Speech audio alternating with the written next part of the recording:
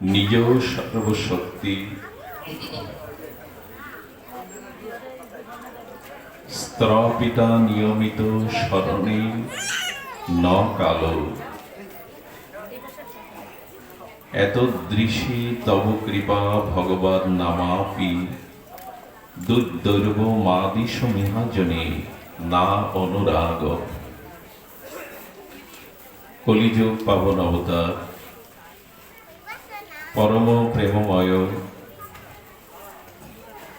প্রেম পরতত্ত্ব সীমা রাধা মাধব মিলিত তনু পরম করুণা বরণালয় কলিযুগ জীবের একমাত্র আশ্রয় গতি শ্রী শ্রী শচীনন্দন গৌর হরি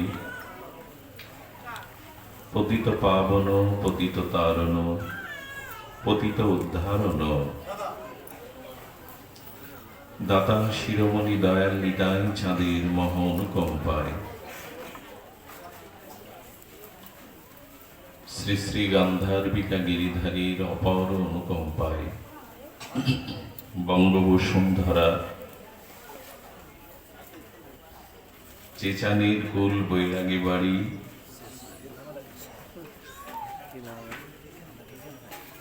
ষোলো প্রহর ব্যাপী কলিযুগের যুগধর্ম জীবধর্ম ভুবনমঙ্গল বিশ্বপাবন শ্রী শ্রী হরিনাম সংকীর্তন যজ্ঞের আজ শুভ মাঙ্গলিক গন্ধাদি অধিবাস শ্রী পর্ব। এই শ্রী পর্বে শ্রী শ্রী হরিকথা ভাগবতীয় ভক্তি যজ্ঞের শুভারম্ভে জীবনধন জীবন সর্বস্ব অস্মাদীয় শ্রী শ্রীল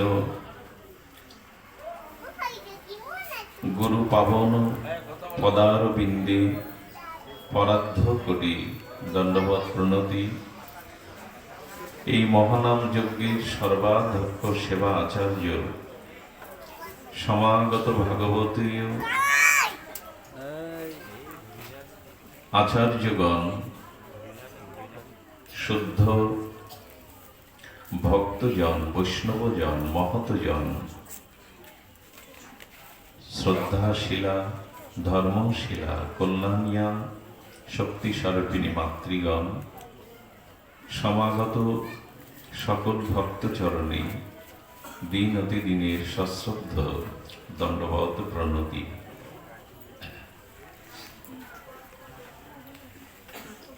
নামান্নকারী বহুদা নিজ সর্বশক্তি স্ত্রর পিতা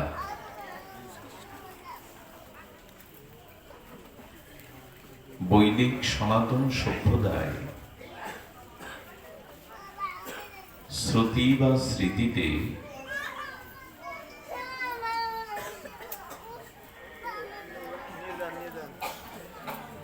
ভগবানের নির্গুণ নিরাকার তুলে নিতে হবে। এখন থেকে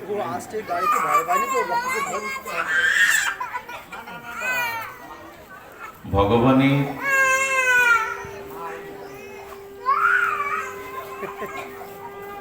নির্গুণ নিরাকার সগুণ সাকার এর বর্ণনা এসেছে।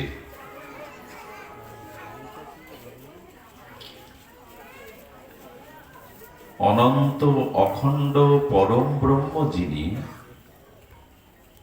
বেদ ভগবান বৈদিক সনাতন সভ্যতা তাকে নিরাকারও বলেছেন সাকারও বলেছেন। তিনি নির্গুণ নির্লীন নিরাকার, তিনি সগুণ সাকার লীলাময় সচ্চিত আনন্দময়। আচ্ছা,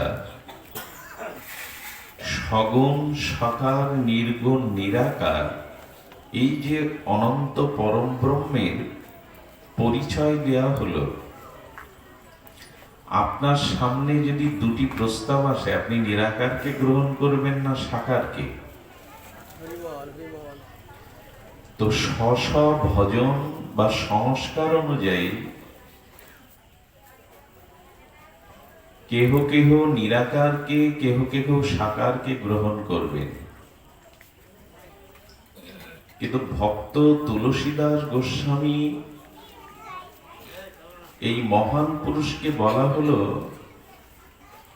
যে আপনি কাকে গ্রহণ করবেন, কার প্রতি আপনার শ্রদ্ধা, আস্থা, বিশ্বাস স্থাপন করবেন। তো গোস্বামীপাদ বলছেন, আমার দুয়ারে যদি দুইজন বিশেষ অতিথি আসে, আমি একজনকে ফিরিয়ে দিয়ে আর একজনকে কেন ঘরে নেব, দুইজনকেই ঘরে নেব। বিশেষ অতিথিদ্বয় যদি আপনার দুয়ারে আসে, একজনকে ঘরে গ্রহণ করে আর একজনকে কেন আর আপনি বিদায় করবেন? গোস্বামী বলছেন, আমি নির্গুণ নিরাকারকেও গ্রহণ করব, সগুণ সকারকেও গ্রহণ করব। বলেন আপনার এই দেহ ঘরে বা আপনার ঘরে দুইজনকে কোন কোন জায়গা দিবেন? তিনি বলছেন, নির্গুণ নিরাকার ব্রহ্মকে আমি হৃদয়ে স্থান দেব, আর যিনি সচ্চিদানন্দ ঘন সাগুণ সকার পূর্ণ আনন্দময় চিৎময় লীলাময়, সেই ভগবানকে আমি আমার চোখের মণিতে স্থান দেব।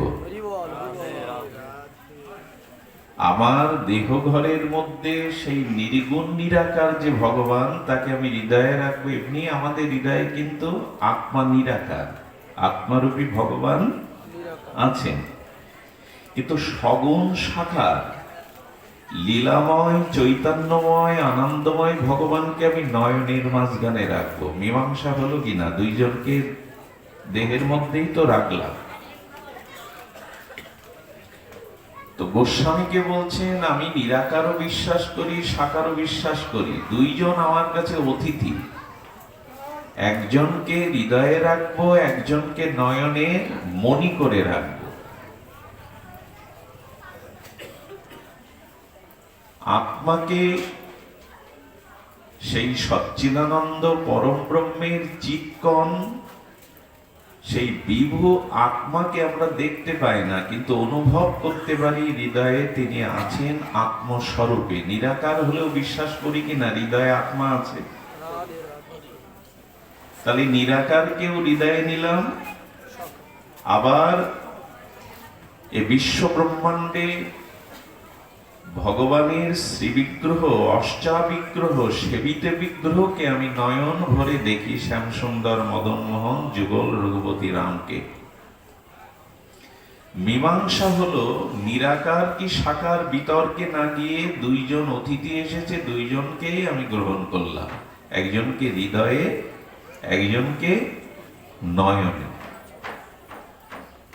আচ্ছা, নির্গুণ নিরাকার, সগুণ সাকার, এদের থেকেও এই পরম ব্রহ্মের আর কোন রূপ আছে কি, আর কোন মহত্ব আছে কি? খুব ধ্যান দিয়ে শুনতে হবে।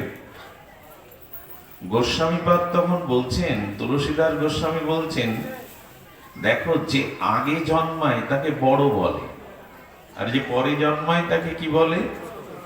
কথা বলো, ছোট। তো উনি বলছেন, নির্গুণ নিরাকার, সগুণ সাকার এরা পরে, কিন্তু প্রথম জন্ম, প্রথম আবির্ভাব, প্রথম যে বড়, সেটি হলো ভগবানের নাম। পরিষ্কার হলো না কথা? নাম না থাকলে কোনো বস্তু কল্পনা করা যায় না। সে নিরাকার বা সাকার হোক, কোনো বস্তুর নাম থাকতে হবে। যেমন আকাশ নীল নয়, আকাশ যে নীল আকাশ দেখে, আকাশ কোনো নীলাকার নয়, আকাশ মানে শূন্যস্থান। আকাশ মানে শূন্য স্থান, আকাশ। কিন্তু এই শূন্যস্থানকে অর্থাৎ শব্দ গুণকত্তম আকাশম, যার দ্বারা শব্দ শ্রবণ হয়, যেমন শঙ্কের মধ্যে একটা শূন্যস্থান আকাশ আসে, এই জন্য শঙ্কটা বাজে। আমাদের কর্ণের মধ্যে একটা শূন্যস্থান আছে, এই শূন্যস্থানকে আকাশ বলে। এই শূন্যস্থান আছে বিধায় কানে শুনতে পায়, কানের মধ্যে কিছু প্রবেশ করিয়ে দিলে আর শুনতে পাবেন না। শঙ্কের মধ্যে কিছু প্রবেশ করালে আর শঙ্খ বাজবে না। আকাশ আছে তাই শব্দ আছে। শব্দ গুণকত্তম আকাশম। আকাশ কাকে বলে? শব্দ যার গুণ হয়েছে তাকে বলে আকাশ। বাঁশির মধ্যে কিছু প্রবেশ করালে বাঁশি আর সুরে বাজবে না। আকাশ না থাকলে আমরা ঘরে বাস করতেও পারতাম না। সোনা দানা টাকা দিয়ে যদি পুরো ঘর দুয়ার আটকে থাকতাম, ওর মধ্যে বসবাস করতে পারতাম? শূন্য স্থান দরকার। তো ভগবানের নাম এটি প্রথম। সেই নিরাকার ব্রহ্মের পরিচায়ক যেমন নাম, আবার সেই নামের দ্বারা নিরাকার ব্রহ্ম ভক্তের নাম ও প্রভাবে, ভক্তের নামের আহ্বানে সেই নিরাকার ভগবান আবার সাকার রূপ গ্রহণ করেছে। দুটোর মূলে হলো নাম।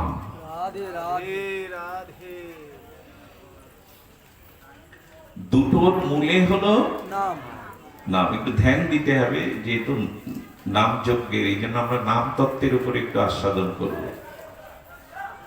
কোন বস্তু নিরাকার হলেও নাম না থাকলে সেই বস্তু প্রকাশ করা যাবে না। নাম কাকে বলে? মনোগ্রাহী কোন বস্তু ব্যবহারের নিমিত্তে যে সাংকেতিক শব্দ তাকে বলে নাম। মনোগ্রাহী কোন বস্তু ব্যবহারের নিমিত্তে যে সাংকেতিক শব্দ তাকে বলে নাম। আমার অন্তরে পিপাসা লেগেছে, পিপাসা নিরাকার না আকার? পিপাসাটা আকার না নিরাকার? পিপাসা লেগেছে, এর আকার দিতে পারবেন? পিপাসার আকার কেমন? তো আপনার হৃদয়ে পিপাসা লেগেছে, তো পিপাসা লাগলে আপনি কি উচ্চারণ করেন? পিপাসা নিবারণের জন্য কি উচ্চারণ করতে হয়? আগুন উচ্চারণ করেন কি পিপাসা লাগলে?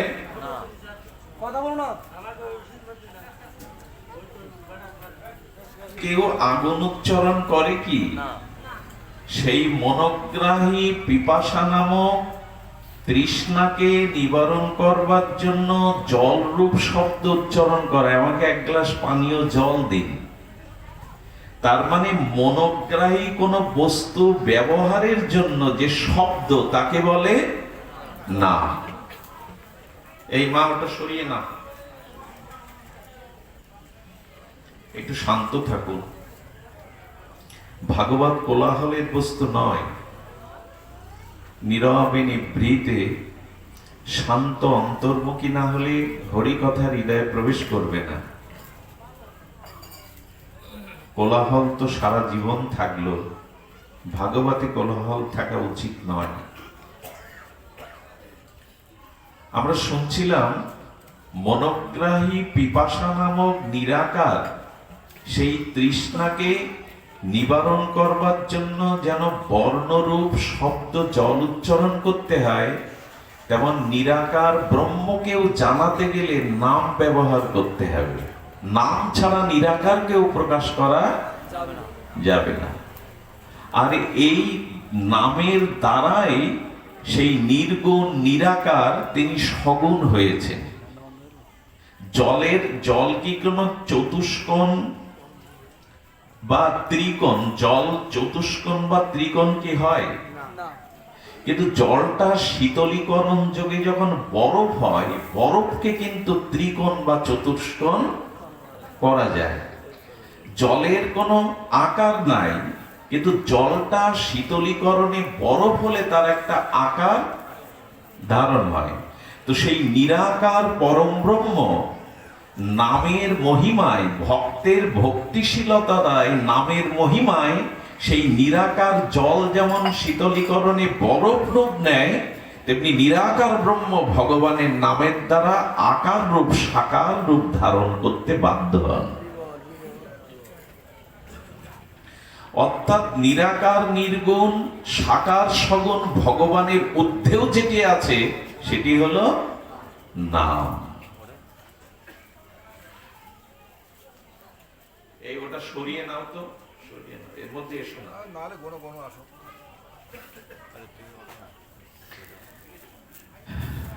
পিপাসা তো আছে, আপাতত জাগতিক পিপাসা যাক, আমাদের আত্মিক পিপাসাটা জাগুক। আর হরি কথা শুনলে দেহাবেশে চলে যায়, পিপাসা ক্ষুধা তৃষ্ণা যদি শ্রদ্ধালু হয়ে শোনা যায়। এখানে আপাতত জলের প্রয়োজন নাই, দেহাবেশ রুদ্ধ হয়ে যায়। ছিল পরীক্ষিত মহারাজ প্রয়োগ উপবেশনে গঙ্গা তীরে 5 দিন হরিকথা শুনছেন, মুখে জলও দেন। তো পরমহংস কুলতিলক ছিল সুখদেব গোস্বামী বলছেন, মহারাজ রাজন, আপনি একটু জল ফল অন্তত মুখে দিন। 5টা দিন একই আসনে প্রয়োগ উপবেশনে বসেছেন, হরিকথা শুনছেন, একটু জল একটু ফল মুখে দিন। বললেন, জগতের তৃষ্ণা নিবারণ করতে গিয়ে আজ আমি অভিশপ্ত হয়েছি। সেই মুনির কাছে জল চাইতে গিয়ে পাইনি, তো সাপ জড়িয়ে দিয়ে অভিশপ্ত হয়েছি। জগতের তৃষ্ণার যে কি ভয়াবহ পরিণাম, কামনা বাসনার তৃষ্ণার তা আমি বুঝেছি। এখন জগতের তৃষ্ণা রুদ্ধ করে আমি ভগবত কথারূপী অমৃত পান করছি। এখন জগতের কোনো তৃষ্ণা ক্ষুধা আমাকে স্পর্শ করছে না, আপনি হরি কথা বলুন। এই জন্য তৃষ্ণা তো থাকবেই, তৃষ্ণাকে আপাতত আমরা ভগবত তৃষ্ণায় রূপান্তরিত করি। বলছিলাম নাম মহিমা, জলটা বরফ হয়ে গেল, নিরাকার ব্রহ্ম সাকার হলো নামের দ্বারায়।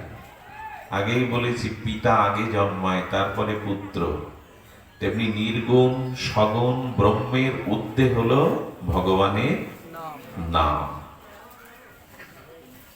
এই জন্য নামের উপরে সমস্ত শাস্ত্র জোর দিয়েছেন,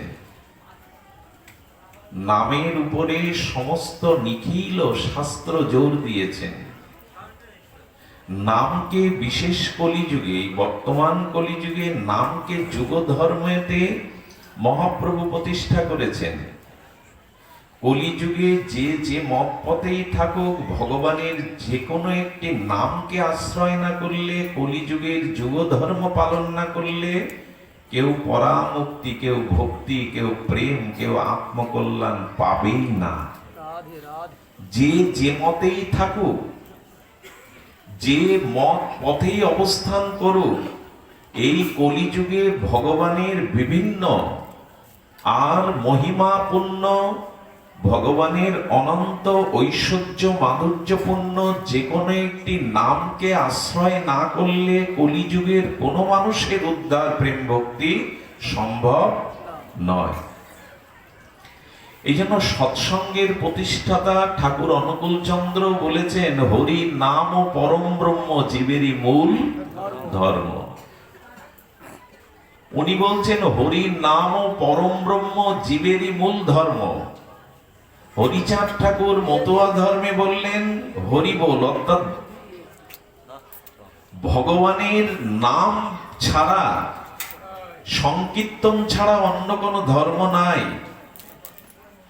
আর মহাপ্রভু তো বলেছেন, নাস্তেব্য নাস্তেব্য নাস্তেব্য গতিরণ্যতা শাস্ত্র থেকে তুলে বলেছেন। আস্তে শাস্ত্র থেকে তুলে বলেছেন, গতি নাই, গতি নাই, গতি নাই। ভগবানের এখানে কি বলছেন, নামান্নাকারী বহুদা নিজ সর্বশক্তি স্তরব পিতা। ভগবানের প্রত্যেকটি নামের মধ্যে তার স্বরূপ শক্তি, তার ঐশ্বর্য মাধুর্য, সচ্চিত আনন্দ পূর্ণ শক্তি নিহিত আছে। বাচ্চাগুলিকে থামান না, দূরে ফেলছে, এত কোলাহল। সর্বশক্তি অর্পিত করেছেন, তো বলছেন এই নাম সর্বশক্তি তত্ত্ব। আচ্ছা দেখুন, আমরা নয়নে ভগবানের সাকার বিগ্রহকে রাখলাম সচ্চিদানন্দ সুন্দরকে, আর হৃদয়ে রাখলাম নিরাকারকে, নামকে কোথায় রাখবো? নাম যদি সর্বশ্রেষ্ঠ হয়, তো গোস্বামী বলছেন আমি নামকে এমন এক জায়গায় রেখেছি যাতে দুটোই আলোকিত হয়, নিরাকার এবং সাকার দুটোই আলোকিত হয়, আনন্দিত হয়, পোষণ হয়, পুষ্টি পায়। আচ্ছা, ঘরের মধ্যে প্রদীপ জ্বাললে দেয়াল ভেদ করে আলো বাইরে আসবে কি? আর যদি বাইরে আলো জ্বালা যায়, তাহলে দেয়াল ভেদ করে ঘরের ভেতরে আলোর প্রকাশ হবে কি? কিন্তু ঘরের এমন একটা জায়গা আছে যেখানে প্রদীপ জ্বাললে ঘরে বাইরে দুটোই আলোকিত হবে। কোথায় সেটি? চৌকাঠে, দরজাতে। ঘরের মধ্যেও আলো প্রকাশ হবে, বাইরে প্রকাশ হবে। গোস্বামীপাদ বলছেন নিরাকারকে রেখেছি হৃদয়ে, সাকারকে রেখেছি নয়নে, আর হরিনামকে রেখেছি জিহ্বা। এটা দুইয়ের মাঝখানে দরজা সম, দুইটাকে আনন্দ দেবে, দুইটাকে আর প্রেমানন্দ দান করবে।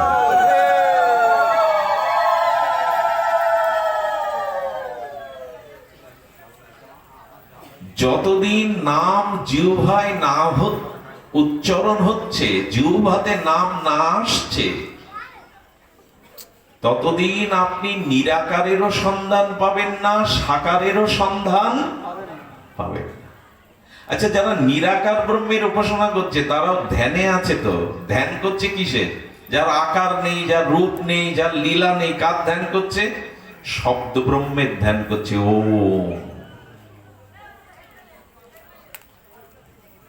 তার মানে সেই নামই। জিহ্বাতে নাম রাখা মানে সগুণের সাথেও সাক্ষাৎকার, নির্গুণের সাথেও সাক্ষাৎকার। নাম না থাকলে কারোর সাথে সাক্ষাৎকার। দরজায় প্রদীপ জ্বালো, ভেতরও আলোকিত হবে, বাইরেও আলোকিত হবে। এই জন্য ভগবত নামকে সর্ব উপরে অবধি, শেষ অবধিতে রাখা হয়েছে। আজ পর্যন্ত পৃথিবীতে হরি নাম আশ্রয় ছাড়া কেউ ভগবত প্রাপ্তি করেছেন, শুদ্ধ ভক্তি লাভ করেছেন, কল্যাণ লাভ করেছেন, এমনটা হয়নি। কারণ কোন মনোগ্রাহী বস্তু ব্যবহার করতে গেলে, লাভ করতে গেলে তার একটা শব্দ দরকার। এই পৃথিবীতে আপনি যা কিছু প্রয়োজন সেটা শব্দের দ্বারাই পান। শব্দ আবার দুই প্রকার, বর্ণাত্মক শব্দ আর ধনাত্মক শব্দ। ব্যঞ্জন বর্ণ স্বর ব্যঞ্জন দ্বারা যে অক্ষর তৈরি হয়েছে, যে শব্দ তৈরি হয়েছে, তার দ্বারা প্রয়োজন মিটায়। আচ্ছা, যে বোবা, সে শব্দ কিভাবে প্রয়োগ করে? সংকেতে। সেও কিন্তু আলু পটল কিনতে যায়, বোবাও সবজি বাজারে কিনতে যায়, গিয়ে আলুর দম জিজ্ঞাসা করলে কি বলে? সংকেত দেয়, যে দেখিয়ে সংকেত দেয়, গোল আলু কত। দোকানদার বুঝে নেয় এই সংকেতে ছাড়া শব্দ বুঝবে না, এই জন্য হাত ইশারা করে দামটা নির্ণয় করে দেয়। তো যে কোনো বস্তু আপনি নির্ণয় করতে গেলে, পেতে গেলে আপনাকে শব্দ উচ্চারণ করতে হবে। সেটাও ধনাত্মক শব্দ, বর্ণাত্মক শব্দ, অথবা সাংকেতিক শব্দ। বোবা যারা, কালা যারা, তারা সংকেতে কাউকে কিছু বোঝায় কিনা? বোঝায় কিনা? এছাড়া উপায় আছে কি? চুপচাপ বসে থাকলে? সংকেতে বোঝায়। তেমনি ধনাত্মক বা বর্ণাত্মক বা সাংকেতিক কোন শব্দ ছাড়া মানুষ কিছু পেতে পারে না। তেমনি ভগবানের নাম ব্যতীতও ছাড়া নির্গুণ, নিরাকার বা সগুণ ভগবানকে পাওয়া যায় না। আচ্ছা, পৃথিবী থেকে যদি সব জাতি, সব মানুষের ভাষা তুলে দেওয়া যেত, পৃথিবী থমকে দাঁড়াতো, পৃথিবী থমকে দাঁড়াতো, পৃথিবী ক্রমবিবর্তন হতো না, মানুষের সভ্যতা বিকাশ হতো না যদি শব্দ বা ভাষা না থাকতো। পৃথিবীতে ভাষা তুলে দিলে মানুষ তার ব্যবহারিক তার ক্রমবিবর্তনে আসতে পারত না। ভাষা কাকে বলে?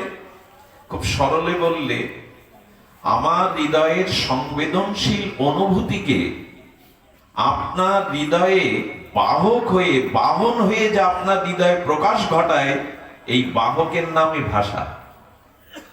আমার মনের সংবেদনশীল কোন অনুভবকে বহন করে, বাহক হয়ে যা আপনার হৃদয়ে প্রতিষ্ঠা করে, তার নাম ভাষা। তো হৃদয়ের বিনিময় কখনো হতো না যদি ভাষা না থাকতো।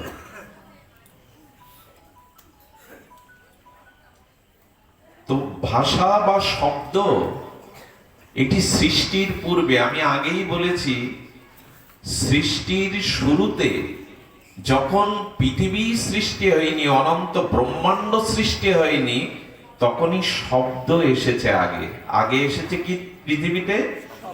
শব্দ। এই শব্দ ব্রহ্ম, সেই প্রণব বা ওঙ্কার বলি, আগে পৃথিবীর সৃষ্টির আগে কি এসেছে? শব্দ। এই জন্য ভগবানের নাম, এই নাম হলো শব্দ ব্রহ্ম। এই নামের দ্বারাই, আচ্ছা, এত দৃশ্যি কৃপা ভগবান নামে দিয়েছেন। কিরকম? যে বলছেন, নিয়মিত স্মরণে বনা কালো, হরিনাম এমন একটি তত্ত্ব, ভগবানের নাম এত সর্বশক্তি অর্পিত করেছেন ভগবান। একটা ছোট্ট দৃষ্টান্ত দিই, আপনারা অনেকেই জানেন। অজামিল উপাখ্যানে অজামিল মৃত্যুর সময় যম ভয়ে আর নিজ পুত্র নারায়ণকেই ডাকলেন। এ কথা কার না জানা? 8 থেকে 80 সকলের জানা। বলবার অভিপ্রায় হলো এই, যখন উনি নারায়ণ উচ্চারণ করলেন, তখন বৈকুণ্ঠ অধিপতি বিলাসমূর্তি নারায়ণ 4 জন দূতকে বলছেন, তোমরা অজামিলকে নিয়ে এসো। উনি ডাকছেন ওনার পুত্র নারায়ণকে, এদিকে বৈকুণ্ঠ অধিপতি বিলাসমূর্তি স্বয়ং নারায়ণ 4 জন দূতকে বলছেন, তোমরা অজামিলকে বৈকুণ্ঠে নিয়ে এসো। কারণ কি? ভগবান অজ্ঞ, জানে না ওর ছেলেকে ডাকছে কি ভগবানকে ডাকছে, জানে না ভগবান। সর্বজ্ঞ ভগবান জানে কিনা যে অজামিল তার পুত্রকে ডাকছে কি তাকে ডাকছে, জানে কিনা? কথা বলুন। জানে।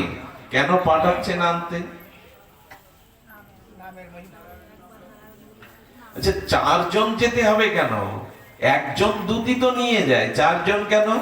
বললে নারায়ণ শব্দটা 4 অক্ষরের, নারায়ণ 4 অক্ষরের। ও যদি গোবিন্দ বলতো আমি 3 জনকে পাঠাতাম, ভগবান বলছেন।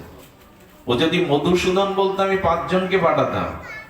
ও যদি কৃষ্ণ বলতো আমি 2 জনকে পাঠাতাম। ও নারায়ণ বলেছেন এই যে 4 জনকে পাঠাচ্ছি। যমদূত তখন থমকে দাঁড়িয়ে বলছে, প্রভু ক্ষমা করবেন, আপনাকে ডাকছে না, ও আপনাকে ডাকছে না। ও যমের ভয়ে, যম দাঁড়িয়ে তো 3 জন, দূত দাঁড়িয়ে এত পাপ করেছে। 3 জন কেন? ও কায় মন বাক্যে 3 ভাবে পাপ করেছে। শরীরের দ্বারা পাপ করেছে, বাণীর দ্বারা পাপ করেছে। এই পাপ কিন্তু 3 ভাবে হয়, শব্দের দ্বারা হয়, শরীরের দ্বারা হয়, আর মনে অসৎ চিন্তা দ্বারা হয়। পাপ কভাবে হয়?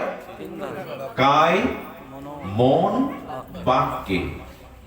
আমরা সতর্ক কিনা জানি না, এই 3-এর দ্বারাই পাপ হয়। তো 3 জন যমদূত সে কারণ কায়, মন, বাক্যে 3 ভাবেই পাপ করেছে। মনের দ্বারা অসৎ চিন্তন, বাক্যের দ্বারা অসৎ বাক্য প্রয়োগ, রূঢ় বাক্য প্রয়োগ, আর শরীরের দ্বারা অন্যের ক্ষতি সাধন। পাপ এই কায়, মন, বাক্যে 3 ভাবে হয়েছে। 3 জন এসেছে। ভগবান বলছেন, ও কাকে বলছেন? ও পুত্রকে ডাকছে, আপনাকে ডাকিনি, প্রভু আনবো কেন? ভগবান তখন একটু হেসে বলছেন, ও যাকে ডাকছে, তোমরা যে ওর পুত্র নারায়ণের কথা বলছো, আসল নারায়ণ কে আগে জানো? দূতগণকে ভগবান বলছেন, আচ্ছা ওর পুত্র নাম নারায়ণ আর আমিও নারায়ণ, আসল কে? যমদূতগণ হাত যে, প্রভুর সামনে তো কথা বলতে নেই, অবনত মস্তকে বলছে, প্রভু বলে শোনো, ওর ওই যে পুত্র নারায়ণ নকল, আসল নারায়ণ আমি। এই জন্য আমি সাড়া দিচ্ছি। আচ্ছা, আপনি জাল টাকা নিয়ে বাজারে কিনতে পারবেন? ফ্রিজ, টিভি সবকিছু একজনকে ভাগে দিতে পারেন, সব রকম কিনতে পারবেন? নকল টাকা বাজারে নিয়ে গেলে চালাতে পারবেন তো? উল্টে আপনাকেই তো ধরে ফেলবে। নকল দিয়ে জগতে কিছু হয় না। আসল টাকা নিয়ে বাজারে যান, যা চাইবেন বাজারের দ্রব্য সবকিছু ঘরে আনতে পারবেন। নকল টাকা নিয়ে বাজারে গেলে কিছু পাওয়া যাবে না। স্বয়ং নারায়ণ বলছেন ওর ছেলে হলো নকল। বলে কেন? বলে 100 বছর আগে ওই ছেলে ছিল। যমদূত বলছে ছিল না। বলে 100 বছর পরে থাকবে? বলে থাকবে না। বলে যে 100 বছর আগেও ছিল না, 100 বছর পরেও থাকবে না, সে নকল ছাড়া কি? আচ্ছা, আমি 100 বছর আগে ছিলাম।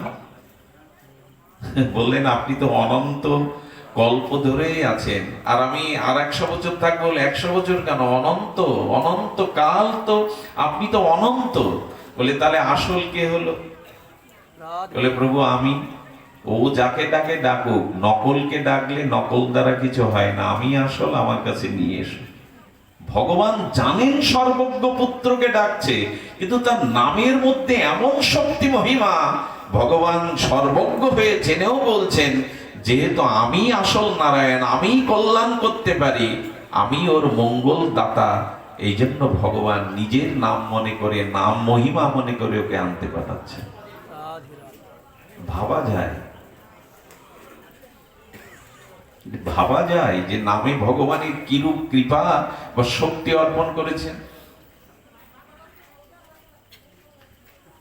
এই জন্য শাস্ত্র বলেছেন যে আগে নাম সৃষ্টি, আগেই বলেছে আগে পিতার জন্ম, তারপরে পুত্রের জন্ম। আগে যে জন্মায় সে বড়, পরে যে জন্মায় সে ছোট। নামই বড়। নামে এমন শক্তি যে সেই শক্তির কারণে অজামিলকে ভগবান এই ব্যাখ্যা দিচ্ছেন, ওকে আমার কাছে নিয়ে এসো, যেহেতু নাম উচ্চারণ করেছে। ঠাকুর হরিদাস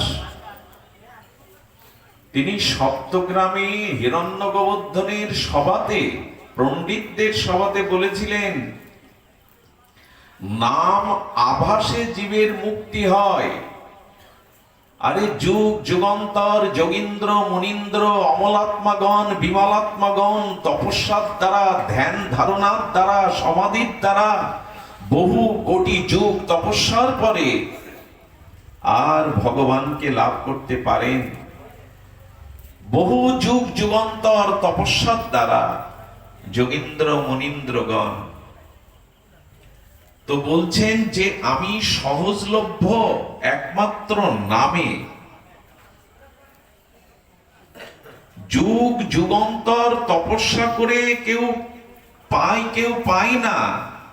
কিন্তু ভগবান বললেন গজেন্দ্র মূর্খ হস্তি কুমিরের আক্রমণে সুর উঁচু করে কেবল আমায় ডেকেছিল, তাও আমার নাম বলতে পারিনি, ঈশ্বরকেই স্মরণ করেছিল, আমি তাকে উদ্ধার করলাম।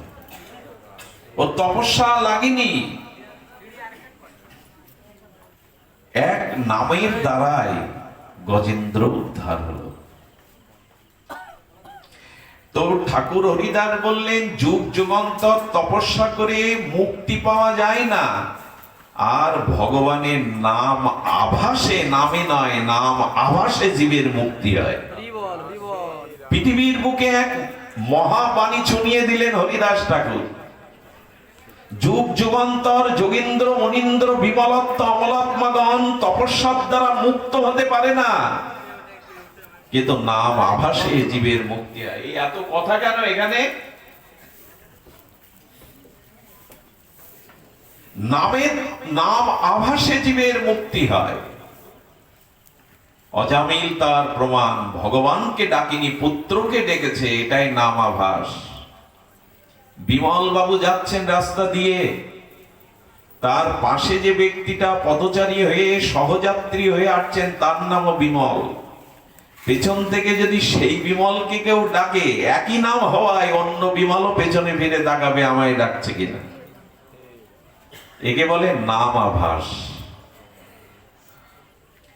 দেখুন মাছের পাত্রটা যাতে করে মাছ ক্রয় করে আনেন, মাছ থাকে, এখন মাছ নাই, কিন্তু বাতাসে গন্ধটা কিসের ভেসে আসে? মাছের গন্ধই তো আছে, একে বলে আভাস। বস্তু নেই তবু তার গন্ধটা আছে। হরিদাস ঠাকুর বললেন নাম আভাসে জীবের মুক্তি হয়। বলে তাহলে নাম নিলে কি হয়? বলো কোটি মুক্ত মধ্যে একজন কৃষ্ণ ভক্ত হয়, তো নাম নিলে তিনি ভক্ত হয়, প্রেম ও ভক্তি পায়। নাম সরাসরি নিলে প্রেম ভক্তি হয়, আর নামাভাসে জীবের মুক্তি হয়। কোটি মুক্ত মধ্যে একজন শুদ্ধ ভক্ত হয়, কোটি মুক্ত মধ্যে। আহা, কোটি মুক্ত মধ্যে একজন শুদ্ধ কৃষ্ণ ভক্ত হয়। আর হরিদাস বললেন নাম আভাসে জীবের মুক্তি হয়, কিন্তু সরাসরি ভগবানের নাম নিলে প্রেম ভক্তি হয়। এক কৃষ্ণ নামে সমস্ত পাপ ক্ষয়, আর কৃষ্ণ নাম লইতে প্রেমের উপচয়। চৈতন্য চৈতামৃতে বলছেন, মহাপ্রভু বলছেন এক কৃষ্ণ নাম নিলে অনন্ত জন্মের পাপ যাবে, দ্বিতীয় কৃষ্ণ নাম নিলে প্রেম উপচয় হবে। নাম নিলে প্রেম হবে, আর নাম আভাসে মুক্ত হবে, জীব মুক্তি পাবে। এত সক্ষমতা নামে।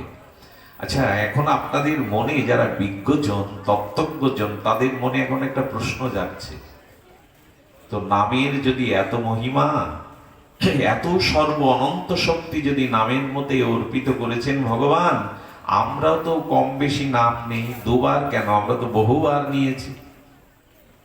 এত নাম যজ্ঞ, 16 প্রহার, অষ্টপ্রহার, এত মালা জপ, এত নাম সংকীর্তন, আমাদের ক্রিয়া হচ্ছে না কেন?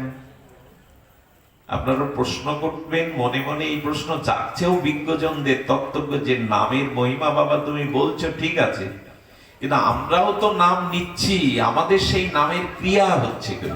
এটাই তো প্রশ্ন। এই জিজ্ঞাসার উত্তর শাস্ত্র দিয়েছেন। জানেন, এক কৃষক এত দরিদ্র, তার ছোট মেয়েটা বলছে বাবা মেলা হচ্ছে, আমার একটা খেলনা কিনে দাও। অনাবৃষ্টি ফসলহানির কারণে কৃষকের হাতে মেয়ের শখ পূরণের জন্য খেলনা কেনার পয়সা নাই। কৃষক মনোভরে চোখের জলে খেতে চাষ করতে করতে নাঙল দিতে দিতে দেখছে একটা চকচকে পাথর। পাথরটা এত উজ্জ্বল, মনে করছে এটাই তো মেয়ের খেলনা হতে পারে। পাথরটা ধুয়ে মুছে উজ্জ্বল চকচক করছে, জ্যোতির্ময়, পাথরটা মেয়েকে দিল। মেয়েটা দেখছে ওর মধ্যে প্রতিচ্ছবি আসছে, চারিদিকে আলো হচ্ছে, ও পেয়েই সন্তুষ্ট। সারাদিন খেলে করে ঘরের মধ্যে কুড়োর মধ্যে রেখে দিয়েছে, কালকে আবার ওর থেকেই কোথায় খুঁজে পাবো, কুড়োর মধ্যে। পরের দিন প্রভাতে ওই পথ দিয়ে এক জহুরি যাচ্ছিল, বিখ্যাত জহুরি। জহুরি মানে যারা সোনামণি মুক্তা পরখ করতে পারে, চিনতে পারে। সে ওই কুড়ে ঘরের জ্যোতি দেখে ভেতরে চলে গেছে। কি গো, তোমাদের ঘরে এই আলোটা কিসের, এই জ্যোতিটা? তখন বলছে কালকে একটা আমরা পাথর পেয়েছি, পাথরটা খুব চকচকে, কাচের টুকরোর মতো উজ্জ্বল, আর ঘরে তো ছিদ্র আছে, সূর্যের তাপ এসেছে, ওই চকচক করছে। পাথরটা হাতে নিয়ে তখন বলছেন আচ্ছা এই পাথরটা তুমি কত দাম দেবে? বললো কুড়িয়ে পাওয়া পাথরের আর কি দাম, মেয়ের খেলনার জন্যই রাখা। বলে আমার সাথে এসো। বাজারে নিয়ে গিয়ে, সবজি বাজারে গিয়ে বলছেন দেখো তো এটা নিয়ে তুমি কি দিতে পারো।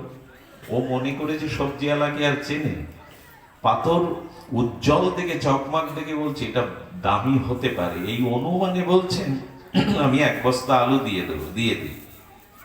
কৃষক তাড়াতাড়ি হাত ইশারা করে ওকে বলছেন 1 বস্তা আলু মানে তোমার 6 মাসের সবজি হয়ে যাবে, দিয়ে দিন দিয়ে দিন।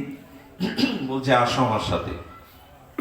মুদিখানার দোকানে নিয়ে গেলে তিনি 1 বস্তা ডাল, 1 বস্তা চাউল, আটা দিতে রাজি হলেন। তিনিও অনুমান করছেন এটা সাধারণ পাথর না। তখন বলছে আপনি করছেন কি মশাই, এগুলি পেলে তো আমার 1 বছরের খোরাক চলে যাবে, আমি অভাবী মানুষ, ঘরের খড় নাই, চাল নাই, অভাব। বলে এসো আমার সাথে। সোনার দোকানে নিয়ে গেছে। সে যতটুকু বুঝতে পেরেছে বলছেন সর্বনাশ, এটা আমি 1 কোটি টাকা দেবো, দিয়ে দিন, সবাই মিলে কিনবো। ওর তখন চোখ বড় বড় হয়ে গেছে, যেটা কুড়োর মধ্যে রাখা মেয়ের খেলনা সেটা 1 কোটি টাকা, আর এটা পেলে তো আমার জীবনই বদলে যাবে। বলছে এখনো শেষ নয়, তুমি আমার সাথে এসো। সম্রাটের নিকটে গেছে। সম্রাটকে দেখাবার পরে বলছেন, এ তো কোহিনূর হীরা, এ তো আমার আমার রাজকোষেও এটা, আরে আমি অর্ধেক রাজ্য দিয়ে দিতে পারি এর জন্য। আচ্ছা, এটা যখন বলল, সেই সেই মণি পাওয়া, কোহিনূর মুক্তা পাওয়া ব্যক্তিটি কালকে খেতে পেয়ে মেয়েকে খেলনার জন্য দিয়ে মণিটার উপর যে অনুভব ছিল, আজকে কি কালকের মতো অনুভব থাকবে? কথা বলুন, থাকবে কি? থাকবে না। তার মানে আমরা নাম নিচ্ছি বটে, নাম করছি বটে, কিন্তু নামের যে মহিমা সেটা এখনো আমাদের কাছে প্রকাশ হয়নি। সাধু মুখে শুনেছি, গ্রন্থ পড়েছি নামের অনন্ত মহিমা, নামের অনন্ত শক্তি, কিন্তু জহুরি দ্বারা জানিনি যে এই নামের মহিমা তত্ত্ব কত। জানলে গুরুত্ব আমাদের কাছে অন্যরকম হতো। কেউ যদি জানতো তাহলে নাম ছাড়া সে থাকতে পারত না। আচ্ছা, আপনাকে যদি বলা হয় আপনি 2 ঘন্টা ঘুমাবেন, আজকের কাজ করবেন না, আজকে অফিসে যাবেন না, দোকান বন্ধ রাখুন, আচ্ছা আজকে আপনি খাবেন না, আজকে আপনি 6 ঘন্টা জল খাবেন না, ওষুধ খেতে হবে, কিন্তু কেউ যদি বলে 2 ঘন্টা নিঃশ্বাস নেবেন না, আজকে নিঃশ্বাসকে ছুটি দিন, সম্ভব কি? যারা নামের তত্ত্ব বা মহিমা জেনেছেন তারা জন্ম থেকে মৃত্যু পর্যন্ত নিঃশ্বাস প্রশ্বাসেই নামের ক্রিয়া করেন, কারণ এটা ছাড়বার বস্তু নয়। নিঃশ্বাস প্রশ্বাসে নামের ক্রিয়া করেন যারা নামের মহিমা জেনেছেন। কালকের যিনি খেলনা মনে করেছেন চকচকে একটা পাথর, আজকে কোহিনূর হীরা জানার পরে তার প্রতি তার মমতা কতখানি বাড়তে পারে। আমাদের ওইটুকু বাকি আছে, নামের মহিমা আমরা এখনো যথাযথ জানিনি। জানতে গেলে জহুরি লাগবে। জহুরি মানে এখানে সাধু বা মহতের কৃপায় নামকে অনুভব করতে হবে, নাম কি বস্তু। সাধু বা বৈষ্ণবের জহুরি সময় এদের অনুভূতি লাগবে যে নাম কি বস্তু।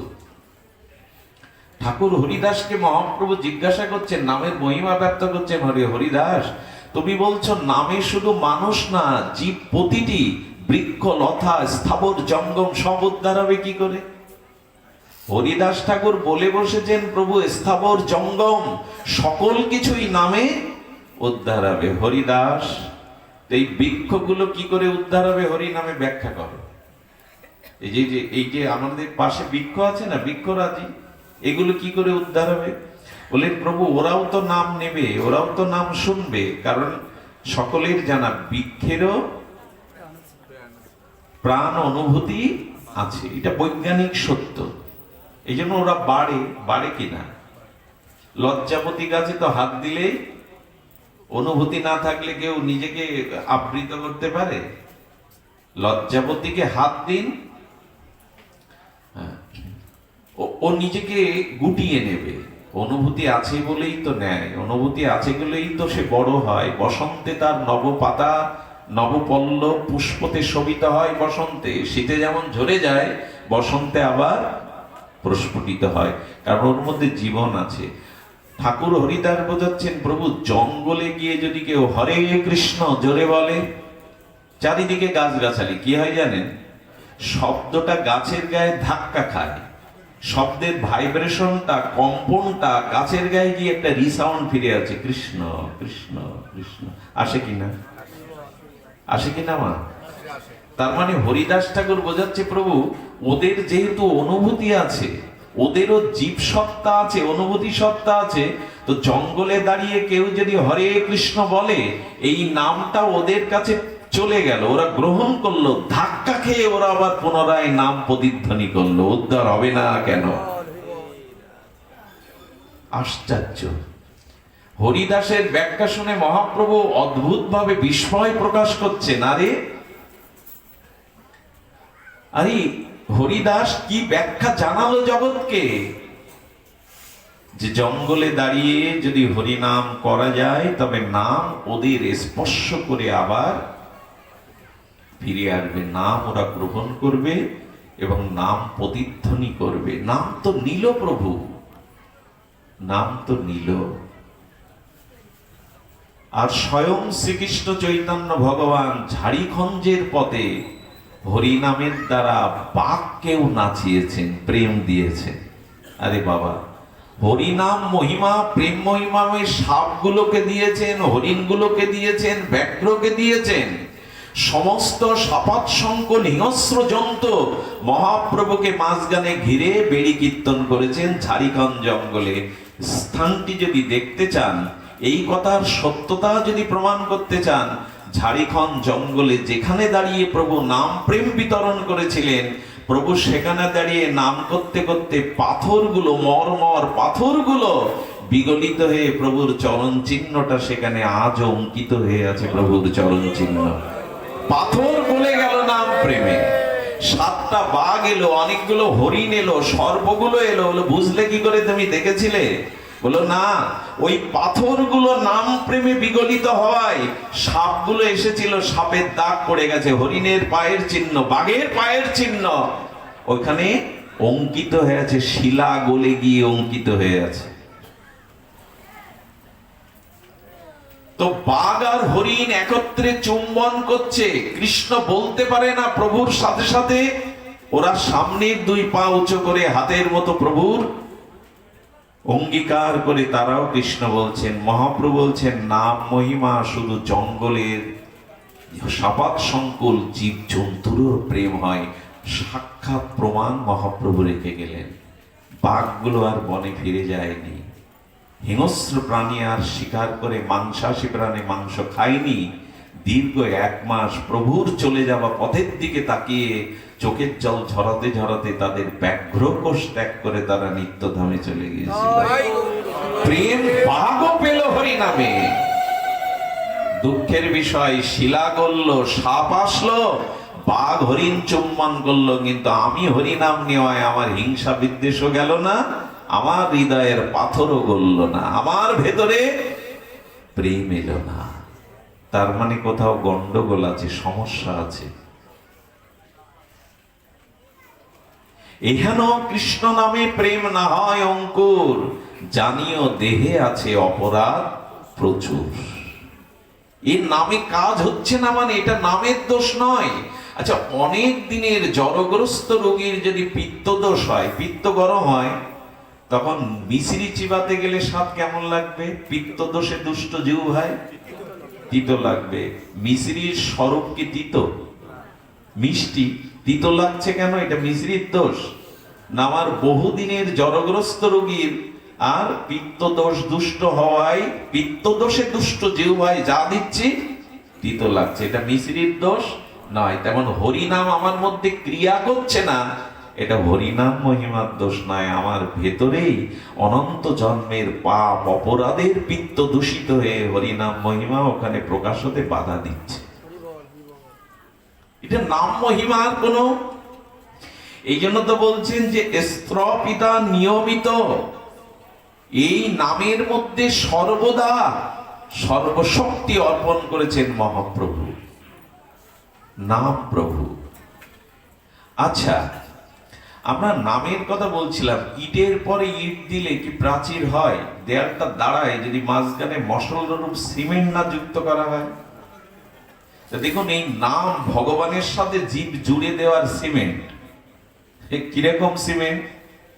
রামচন্দ্র বানরদের দ্বারা সেতু বাঁধছে, লঙ্কায় যাবে বলে সেতু বাঁধছে। রামচন্দ্র মাঝে মাঝে 2-4টে পাথর, উনিও বসে থাকবেন কেন? সবাই সেতু বন্ধে কাজ করছে, রাম লক্ষ্মণ এসে মাঝে মাঝে পাথর ফেলছে। কিন্তু অদ্ভুত বিষয় হলো, রাম মাথায় করে যে পাথরগুলো ফেলছে সব ভেসে বা ডুবে যাচ্ছে, কিন্তু নল নীল যখন ফেলছে তখন পাথরগুলো ভাসছে। নল নীল হেসে বলছেন, প্রভু প্রভু তুমি যাকে ছুঁড়ে ফেলে দাও সে কি আর ভাসে? সে তো ডুবে যাবে। তবে তোমার পাথর দেওয়াটার একটা নিয়ম আছে, ইটের পরে ইট দিতে গেলে মাঝখানে সিমেন্ট দিতে হবে, ওইটা তুমি দিচ্ছ না। রাম বলছে কি সেটা? বলে আমার কাছে দাও। নল নীল সেই রামচন্দ্রের হাত থেকে পাথর নিয়ে ওতে রয়াকার মো রাম নাম লিখে দিয়ে বলছে সিমেন্ট দেওয়া হয়ে গেছে, এবার ফেলো। রামচন্দ্র যখনই ফেলছে তখন সেতুতে পাথর দাঁড়িয়ে যাচ্ছে। ভগবান সেই দিন ঘোষণা করলেন, আমার থেকে আমার নাম অনেক বড়, আমি ফেললে পাথর ডুবে যায়, কিন্তু নামকে সিমেন্ট দিলে আর কি করে ভাঙবে? ওটা ওটা তো পাঁচিল হবে, সিমেন্ট দিতে হবে। আর কি বলেছি জানেন? আমি স্বয়ং রাম, আমি স্বয়ং রাম সেতু বন্ধ করে ওপারে গেলাম, কিন্তু আমার নামে হনুমান সেতু টেতু লাগেনি, এমনি পার হয়ে গেল। তার মানে প্রভু জগৎকে জানালেন হনুমানের দিয়ে, দাস্যভক্তির দিয়ে, আমার থেকে আমার নামের মহিমা আরো বেশি। আর আমাদের উদ্দেশ্যে বললেন, আমি তো সাগর পাড়ি দিলাম সেতু দিয়ে, কিন্তু তোমাদের এই ভবসাগর, ও তো 100 যোজন ছিল, আর এই ভবসাগর অনন্ত, এর কোনো সীমা। আচ্ছা, আমাদের জন্ম হয়েছে কবে? মানে এই জন্ম না, 72 সালে কি 73 সালে, জুনে কি মেতে, এরকম না। আমাদের প্রথম পৃথিবীতে এসেছি কবে, আমরা কি রূপ নিয়ে, জানা আছে কারো? কথা বলবেন, জানা আছে কি আমাদের সৃষ্টি প্রথম কবে হয়েছে? আদৌ জানা নেই। কেউ 100 জন্ম বলতে পারে, শাস্ত্রে পড়েছি, কেউ 50 জন্ম, কিন্তু তার মূল জন্ম কবে হয়েছে সৃষ্টি সে। আচ্ছা, শেষ হবে কবে এই জন্ম? এত নিশ্চিন্তে বসে থাকা যায় তো? শুরুও জানা নেই, শেষও জানা নেই, খেয়ে পরে বেশ আছি। আবার আগামী জন্মে মানুষ হব, এই ভাবাটা ঠিক না। শুকর কুকুরও হতে পারি, মায়ার চক্রে আবারও হিংস্র জীবজন্তু হতে পারি, মানুষ হব এমন কথা নাই। এত নিশ্চিন্তে কেন? তোমার কোনো গন্তব্যই জানা নেই, তুমি কবে এসেছো জানা নেই, আবার কবে শেষ হবে এই যাত্রা জানা নেই, এত নিশ্চিন্তে কেন বসে আছো? গন্তব্যটা আগে জেনে নাও। পথে উঠলে কোথায় যাবে, তোমার শেষ কোথায়, গন্তব্য লক্ষ্যটা জেনে নাও। কি মজা জগতে মায়ার, আমাদের তারও লক্ষ্য নেই যে যাব, আমার অন্তিম গন্তব্য কোথায়। নিশ্চিতে খেয়ে পরে ভালো আছে, এই ভালো টাকাটা ভালো নয়। যে পথে উঠেছে অন্তত লক্ষ্য জানে না, কোথায় গিয়ে থামতে হবে জানে না, সে কি সত্যিকারের লক্ষ্য খুঁজে পাবে কখনো? রেল স্টেশনে টিকিট মাস্টারকে ওই খিড়কি দিয়ে ছোট হাত ঢুকিয়ে দিয়ে টাকা দিন, ওদিক দিয়ে রেল টিকিট মাস্টার বলছেন কোন স্টেশনে যাবেন, বললেন জাহায়াক স্টেশনে দিন, টিকিট দেবে? জাহায়াক স্টেশন হয়? টাকা ফেরত দিয়ে বলবে আগে স্টেশনের নাম বলুন। তা আপনি যে জগতে এসেছেন, এই পৃথিবী নামক একটা যানবাহনে উঠেছেন, থামবেন কোথায়? মৃত্যু মানে তো থামা নয়, আবার শুরু। থামতে হবে কোথায় এটা তো জানতে হবে। আমি যাব কোথায়? নিশ্চিন্তে বসে আছি। এই জন্য ভাগবতে আসতে হয়, এই জন্য সাধু সঙ্গ করতে হয়। জীবনের লক্ষ্য কোনটি? আমি থামবো কোথায়? শুরু তো হয়েছে অনেক আগে। তো ভগবান বললেন, আমাকে সেতু দিয়ে লঙ্কায় যেতে হলো, তবে শোনো, আমার নাম যদি কেউ শ্রদ্ধাপূর্বক ভক্তিপূর্বক গ্রহণ করো, তাহলে সেতু বাঁধার দরকারই হবে না, ওপারে যেতে পারবে। ভবসাগর পাড়ি দিয়ে ওপারে যেতে পারবে, সেতু বাঁধার দরকার নেই আমার মতো এত কষ্ট করে। বলে কি হবে? বলে আমার নাম নিলে ভব সংসার শুকিয়ে যাবে, তাকে আর সেতু বাঁধার দরকার হবে না, সে হেঁটে পার হয়ে যেতে পারবে, ভব সংসার শুকিয়ে যাবে। কিন্তু এতাদৃশী তব কৃপা ভগবৎ নামাপি দুর্দ্রব্য মাদিশ মহিজনী। আমার দুর্দ্রব্য হলো, আমার দুর্ভাগ্য হলো, সেই নামে রুচি হলো না। মহাপ্রভুর শিক্ষাষ্টক, দুর্দ্রব্য আমার দুর্ভাগ্য যে এরকম ভগবানের সর্বশক্তি অর্পিত নামে আমার রুচি হলো না। রুচি হলে আমি নিঃশ্বাস প্রশ্বাসটা কাজে লাগাতাম।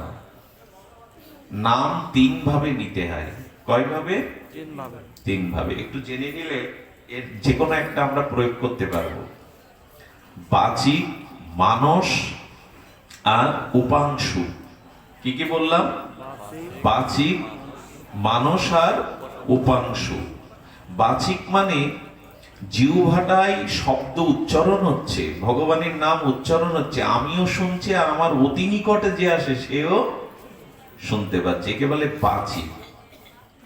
আর উপাংশু হলো আমার জিহ্বার অগ্রভাগ না, জিহ্বার অন্তভাগটা স্পন্দিত হচ্ছে। আমি আমার এই কর্ণে না, এই কর্ণের মধ্যে আর একটা কর্ণ আছে, সূক্ষ্ম কর্ণ, সেই কর্ণে নামটা ধ্বনিত হচ্ছে, বাইরে কেউ শুনতে পাচ্ছেন, একে বলে উপাংশু। আর মানর জপটা হলো এই যে হৃদয়ের প্রতিটি শ্বাস প্রশ্বাসে যে স্পন্দন হচ্ছে, এই স্পন্দনে যদি মানসের নামটা মিশিয়ে নিতে পারেন, প্রতিটি হার্ট স্পন্দনে, প্রতিটি নিঃশ্বাস প্রশ্বাসে যদি আপনি নামটা অভ্যাস করতে পারেন, তাহলে ওটি হলো মানস জপ। এর ক্রিয়া কি জানেন? আপনি ঘুমাবেন, কিন্তু আপনার নিঃশ্বাস প্রশ্বাসের নাম আপনিই হবে, যার নাম অজপা নাম। কি অদ্ভুত! যদি নাম অভ্যাস করেন, মানস জপটা অর্থাৎ সকল কাজের মধ্যে, সবকিছুর মধ্যে যদি এই নিঃশ্বাস প্রশ্বাস, ক্রিয়া প্রতিক্রিয়া, প্রতিটি হৃদয়ের স্পন্দনে নামকে মিশিয়ে দিতে পারেন। আচ্ছা, এক বাটি জলের মধ্যে কর্পূর, সুগন্ধি সাদা শ্বেতশুভ্র কর্পূর মিশিয়ে দিয়ে জলটা প্রক্ষালন করলেন, এরপরে জলের মধ্যে আর দানা স্বরূপ কর্পূর পাবেন? পাওয়া যাবে? ওটা কোথায় পাবেন কর্পূরটা? ওই জলের প্রতিটি বিন্দুর মধ্যে কর্পূর সুবাসিত সুগন্ধ রূপে বিরাজ করছে। কর্পূরের দানাটা নাই, শ্বেতকণাটা নাই, কিন্তু জলবিন্দুর মধ্যে, প্রতিটি জলবিন্দুর মধ্যে তার সৌরভ বা কর্পূরের মহিমা মিশানো আছে। তো আপনি যখন অনবরত নাম নিচ্ছেন, নিঃশ্বাস প্রশ্বাসে নাম নেওয়া, এই যে নিঃশ্বাসটা গ্রহণ এবং প্রত্যাহার করি, হরে কৃষ্ণ কৃষ্ণ কৃষ্ণ হরে হরে, ছাড়লাম, হরে রাম রাম রাম হরে হরে, এটা নাভি থেকে উঠছে, নাভি থেকে নিলেন। এভাবে যদি নাম অভ্যাস করতে পারেন, শ্রদ্ধার দ্বারা, নাম মহিমার দ্বারা, নিরপরাধের দ্বারা, আপনি ঘুমাবেন, কিন্তু আপনার নিঃশ্বাস প্রশ্বাসে অজানা হয়ে যাবে। কর্পূরটা মিশে গেল জলে, কর্পূরটা মিশে গেল জলে। হরিদাস ঠাকুরকে বলছেন, 22 বাজারে বেত্রাঘাতে যখন মরছে না, তখন বলছে তো মরে না, এক বাজারে মারলে মরে। হরিদাস তো 22 বাজারেও মরে না। এর মধ্যে আল্লাহ না হরি, কে কে বাঁচাচ্ছে? দেখো, তুমি না মরলে আমাদের মরতে হবে। ঠাকুর বললেন, আমার কারণে তোমরা কেন মরবে? এই নাম নিতে নিতে আমি সমাধিস্থ হচ্ছি, আমার দেহটা ফেলে দাও গঙ্গায়। দেহটা ফেলে দিয়েছে, আর উনি সমাধিস্থ হয়ে ভাসছে। অদ্বৈত প্রভু বাবলাতলায় শান্তিপুরে পুরন্দর কমলাক্ষ ঠাকুর দেখছে একটা লাশ ভেসে যাচ্ছে, কিন্তু লাশের ভেতর থেকে একটা নামের কম্পন ভেসে আসছে, হরে কৃষ্ণ বললো। লাশ তো ভাসে, মানে মরা মানুষই ভাসে, জীবন্ত মানুষ তো ডোবে। ঠাকুর এসে দেখলেন ওর দেহে প্রাণে স্পন্দন নাই, কিন্তু নাম উচ্চারণ হচ্ছে। অজা হরিদাস এত নাম করেছে, সেই নামটা উচ্চারণ হচ্ছে। বৃন্দাবনে এক কৃষক জমি চাষ করছিলেন। জমি চাষ করতে করতে গিয়ে পুরোনো দিনে কবে সমাধি দিয়ে কোন মহাপুরুষে উনি জানেন না, নাঙ্গলের ফলা বেঁধে দেওয়ায় বুকের হাড়গুলো বেরিয়ে পড়লো, হাড়গুলোর উপরে হরে কৃষ্ণ নাম অঙ্কিত হওয়া। হাড়ের উপরে কে নাম লিখলো? ওই হাড়গুলো, পাঁজরগুলো নিয়ে এক সিদ্ধ মহাত্মার কাছে দেখালে, সিদ্ধ মহাত্মা প্রণাম করছে হাড়গুলোকে। এত নাম করেছে যে হাড়ের মধ্যেও নাম অঙ্কিত হয়ে আছে মালার রূপে। বৃন্দাবনের এক নামনিষ্ঠ মহাত্মাকে বিনা অপরাধে একজন মারছিলেন। মারতে মারতে তাকে আঘাত করলে তার বিন্দু বিন্দু রক্তগুলো খরে পড়ছিল। সেই খরিত রক্ত বিন্দু বিন্দু যেখানে পড়ছে, ওখানেও নাম অক্ষর তৈরি হচ্ছে, রক্তের মধ্যেও নাম অক্ষর তৈরি হচ্ছে। এগুলো কোনো গাল গল্প নয়। সনাতন গোস্বামী যে বৃক্ষের তলে বসে নাম করতেন, উনি অপ্রকট হওয়ার পরে বৃক্ষটাও দেহ ত্যাগ করলো। বৃক্ষের ছালগুলো উঠে যাওয়ার পরে দেখা গেল বৃক্ষের ভেতরে নাম অঙ্কিত হয়ে আছে, হরে কৃষ্ণ মহামন্ত্র। নাম নিতে সিদ্ধ গৌর কিশোর দাস বাবাজি নবদ্বীপে, ওনাকে লোক প্রণাম করতে আছে, উনি সিদ্ধ মহাত্মা, ওনার একটু দৃষ্টি, ওনার একটু প্রণাম, ওনার একটু কৃপা পাওয়ার জন্য শত শত লোক লাইন দেয়। বলে আমার ভজন শেষ। লোকের প্রণাম নিতে গিয়ে আমার ভজন কখন হবে? এক শিষ্যকে বললো, ওই জঙ্গলের মধ্যে পুরনো একটা ল্যাট্রিন ছিল, ওটা কেউ ব্যবহার করে না, 20 বছর আগে ত্যাগ করেছে, ইট কাঠগুলো একটু পরিষ্কার করে দেখে ওই লতা পাতার মধ্যে বসে আমি নাম করব সারাদিন। ওর মধ্যে 1 মাস নাম করলেন। উনি অপ্রকট হওয়ার পরে ওনার এক শিষ্য ওই জায়গাটা গিয়ে একদিন একটু নাম করবে বলে গিয়ে বসেছে। যেই বসেছে দেখছে 3-4 দিক দিয়ে হরে কৃষ্ণ দিব্য মহামন্ত্র ভেসে আসছে। উনি বললেন, কেউ তো নেই, নাম কোথা থেকে আসে? 2-3 বার লক্ষ্য দেওয়ার পরে দেখলেন ওখানে ইটগুলো কাঠগুলো থেকে নাম ভেসে আছে, কারণ ওই মহাত্মা নাম করতে করতে ইটগুলো চিন্ময় হয়ে গেছে, ইটগুলোই নামময় হয়ে গেছে, কাঠগুলো থেকে ভগবানের নাম ভেসে আসছে। এরই বলে নাম। আমাদের না হওয়ার কারণ নাম মহিমার প্রতি আমাদের বিশ্বাস এখনো, তা যদি হতো কালকে এখানে নামযজ্ঞ, তো কালকে নামযজ্ঞ সন্ধ্যাবেলা এসে দেখবেন এখানে পরিবেশ কি ঠান্ডা। সকালবেলা দেখবেন কমিটির লোকজন বাদামের খোলা, কাগজ, পাপড়ের টুকরো পড়ে আছে, নাম শুনতে সে পাপড় ভাজা খেতে হয়, নামের আসরে বাদাম খেতে হয়। আমাদের নামের প্রতি শ্রদ্ধা দেখুন। আবার খুব আবেগে ওই আসরে দাঁড়িয়ে বলি, যেখানে হয় হরি নাম সংকীর্তন সেখানে হয় নব বৃন্দাবন। বৃন্দাবনে চুরি ফিতি কিনতে যেতে হয়, মনোহারি মাল কিনতে যেতে হয়, বৃন্দাবনে পাপড় ভাজার খাওয়ার জায়গা। আমরা করি তো তাই। নামের প্রতি আদৌ শ্রদ্ধা, নামের মহিমাকে, তত্ত্বকে আমরা জানতে পারলে এরকম করতাম না। এই জন্য যজ্ঞ হচ্ছে বটে, নাম প্রচার হচ্ছে বটে, কিন্তু নামের তাত্ত্বিক তত্ত্ব, নামের প্রতি শ্রদ্ধা, এটার অভাব রয়ে গেছে। আর শ্রদ্ধা না হলে, নাম তত্ত্ব না জানলে নাম ক্রিয়া করতে বিলম্ব হবে, অনেক জন্ম লেগে যেতে পারে। এই জন্য শাস্ত্রে বলছেন যে না, নামকে গ্রহণ করবার জন্য তোমার ভিতরে নাম তত্ত্ব, নাম মহিমা, নামের প্রতি সুদৃঢ় বিশ্বাস চাই, সুদৃঢ় বিশ্বাস। এই জন্য ভগবানের এই যে বলছেন নিয়মিত স্মরণে ন কালো, মহাপ্রভু বলছেন এই তজ্জাতীয় অনন্ত মহিমাপূর্ণ শক্তিসম্পন্ন নামের জন্য কালাকালের বিচার নেই। দেখুন, নাম সর্বাত্ম শিরোমণি, নাম মুকুটমণি, সাধনার সর্বশ্রেষ্ঠ এই কলিযুগের নাম। এই কারণে আচ্ছা, রাত 3টের সময় এখানে আমি ভাগবত পাঠ করতে পারবো আপনাদের ডেকে? 2:30-3টের সময় সম্ভব না, সেটা হয়ও না। রাত 2টোর সময় গিয়ে ঘন্টা নাড়তে পারবো মন্দিরে পূজা? পারবো কি? হোম যজ্ঞ সবসময় করা যাবে না, যাগ যজ্ঞ এটা সবসময় করা যাবে। এই যে নাম হচ্ছে 16 প্রহর, এটা কি অনন্তকাল ধরে এখানে করতে পারবেন? পারবেন না। শাস্ত্র বলছেন পূজা, আন্নি, এমনকি ভাগবত পাঠ, এর কালাকালের সময় বিবেচনা আছে, আছে কিনা? কিন্তু মহাপ্রভু বলছেন স্মরণে ন কালো, নামের জন্য কোনো কালের বিচার নাই, সময়ের বিচার নাই।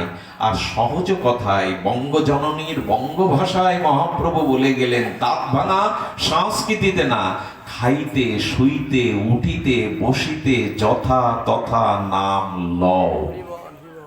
এটা দাঁত ভাঙা কোন সংস্কৃতি মন্ত্র না। তার গীতায় ভগবান বলেছেন তস্মাৎ সর্বেষু কালেষু মমানুষ্যর যুদ্ধ চ। এটা গীতায় ভগবান বলেছেন, মহাপ্রভু বলে গেলেন খাইতে শুইতে উঠিতে বসিতে যথা তথা নাম লও। আর কি বলবেন প্রভু? সবকিছু কর্মকাণ্ডের একটা সময় নির্ধারণ আছে, কিন্তু হরি নামের জন্য কোনো কাল নাই। এমনকি শুনে রাখুন, ল্যাট্রিনে বসে, বাথরুমে বসে মলমূত্র ত্যাগেও আপনার নাম নেওয়ার বিধান বলা আছে। আশ্চর্য হতে হয় এই যুগের নামের মহিমা, নামের কৃপা থেকে। আমাদের উত্তরপ্রদেশের এক শেঠ এত ব্যস্ত ব্যবসায় ভগবানের নাম নিতে পারেন না। গ্রামের লোক এক সাধুকে ধরল, বাবা এই গ্রামের উনি ধনাঢ্য ব্যক্তি, ক্ষমতাশীল ব্যক্তি, ওনাকে একটু নাম নিলে এই গ্রামের অনেক কল্যাণ হতো, মন্দির হতো, মানুষ ভগবানমুখী হতো। কি বলছে, শেঠ তোমাকে সবাই ভালোবাসে, আচ্ছা তুমি রাম নামটা একটু কানে নাও না। বলে ওটা দিবেন না, কারণ আমার জপ করার সময় নেই। তো উনি শুনলেন, সকাল থেকে ঘুমানোর আগ পর্যন্ত আপনি কি করেন? বলে কোনো সময় আমি বের করতে পারবো না। আচ্ছা আপনি ল্যাট্রিনে বাথরুমে কতক্ষণ থাকেন? বললো ওইখানে একটু সময় লাগে আধা ঘন্টা। বলেন আপনি ল্যাট্রিনে বসেই কাল থেকে জয় সিয়ারাম জপ করুন। বলি হয় নাকি? কি বলছেন আপনি? বাথরুমে বসে নাম হয়? সূচি অশ্বরী বললেন, না আমি তোমায় বলছি, এই নাম তোমায় কৃপা করবে। সিদ্ধ মহাত্মা কানে নাম দিয়ে বললেন, ওই সময় করো।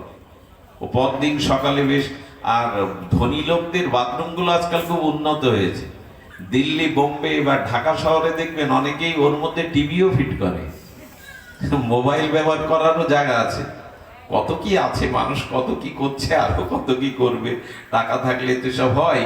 তো যাই হোক, উনি বাথরুমের মধ্যে বসে যাই সিয়ারাম, যাই সিয়ারাম বলি, এইখানে যদি হয় তাহলে আমার আপত্তি কি? ওই পথ দিয়ে হনুমান যাচ্ছিলেন। হনুমান বলছেন, এত মধুর করে আমার প্রভুর কে নাম করে? আর প্রভুর যে গুণকীর্তন করে, হনুমান তাকে আশীর্বাদ না করে কোথাও যায় না। হনুমান ছুটে এসে বলছে, বেটা বেরো, তুই জায়গা পালি না আর প্রভুর নাম নেওয়ার? হ্যাঁ, আমি তো ওর মধ্যে যেতে পারবো না, বেরো তুই। যেই বেরিয়েছে, পিঠে মেরেছে এক লাথি হনুমান। কিন্তু হনুমান দেখলো, আমার লাথি তো রাবণও সহ্য করতে পারে না, উনি স্বয়ং শঙ্করের অবতার, শিবের অবতার, এর তো কিছু হলো না।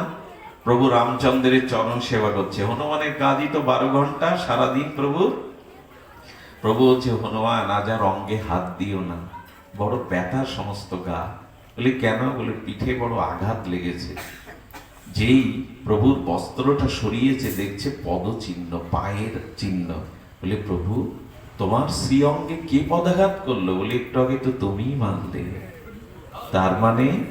বলে যে আমার নাম নেয় আমি তাকে আত্মসাৎ করে নিই। হরিদাস ঠাকুরের গায়ে যে কটা বেত্রাঘাত পড়েছিল, চৈতন্য মহাপ্রভু বহুদিন পরে নবদ্বীপে হরিদাসকে বলছে, হরিদাস আমার দিকে তাকাও তো। দেখছে প্রভুর কাঁচা সোনা গলানো তপ্ত কাঞ্চন অঙ্গে, রাধা দুটি অঙ্গে প্রতিটি বেত্রাঘাতের কালো কালো দাগ। হরিদাস বললেন, প্রভু তোমার অঙ্গে এই দাগ কিসের? হরিদাস, যেদিন তোমাকে 22 বাজে ওরা মারছিল, সেদিন তোমার প্রত্যেকটি আঘাত আমি আমার অঙ্গে নিয়েছিলাম। যে আমার নাম নেয় আমি তাকে আত্মসাৎ করে নিই, আমি তাকে আত্মসাৎ করে নিই।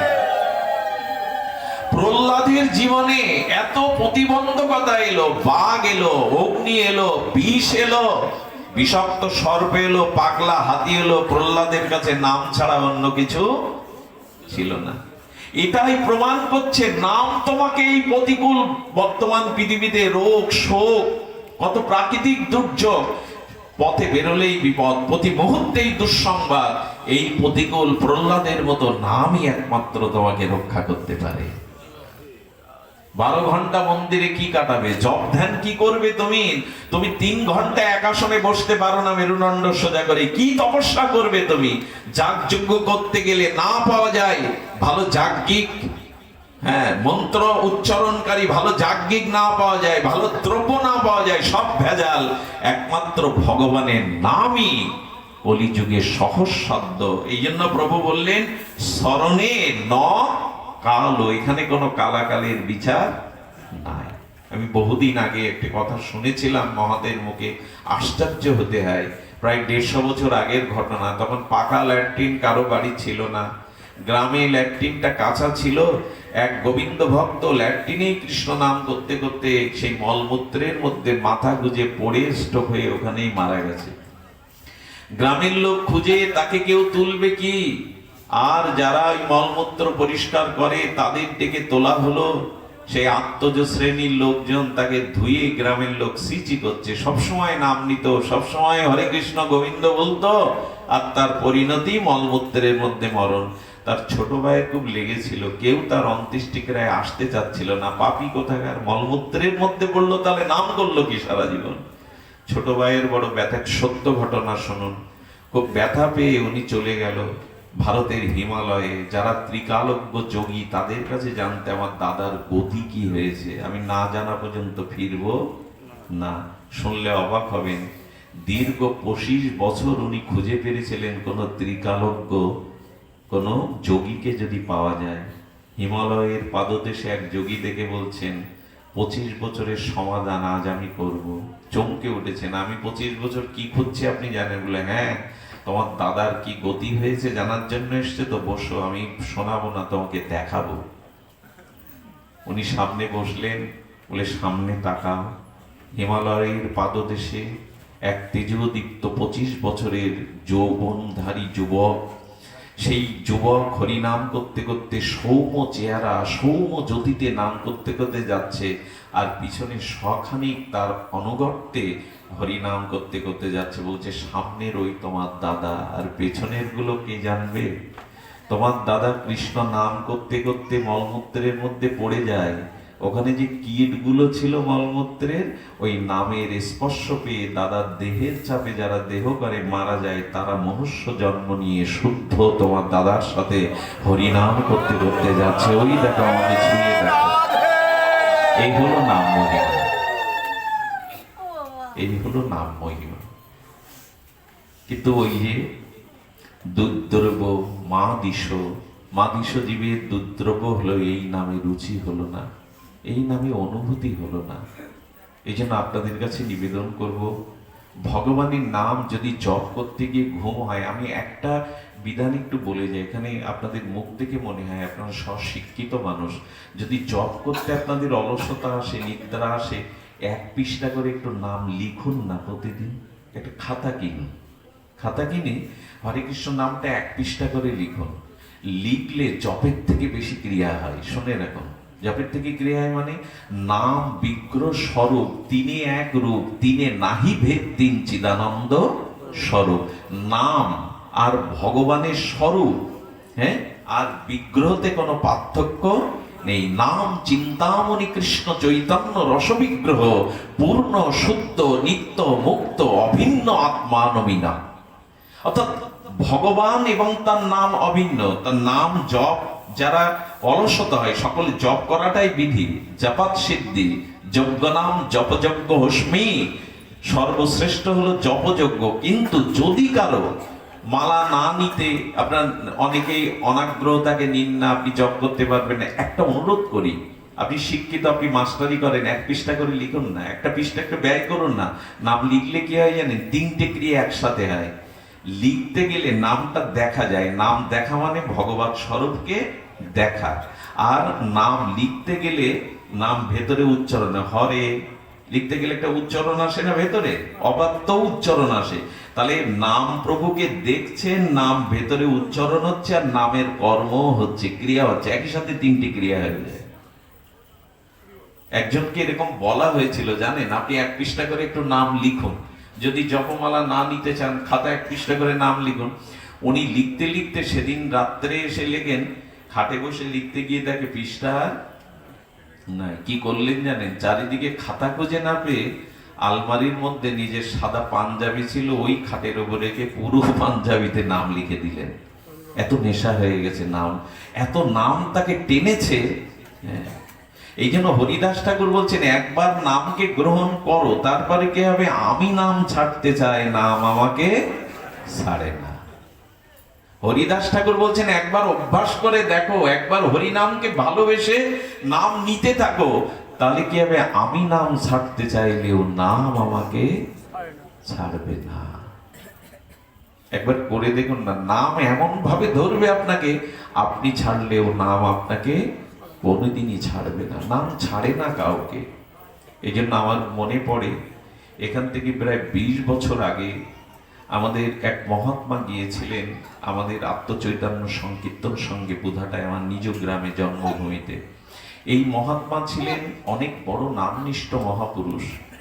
উনি আমাকে একদিন বললেন, আমার সেই দিন থেকে নামের প্রতি একটা সুদৃঢ়তা এসেছিল, যদিও নাম নিতে পারি না, দুর্ভাগ্য।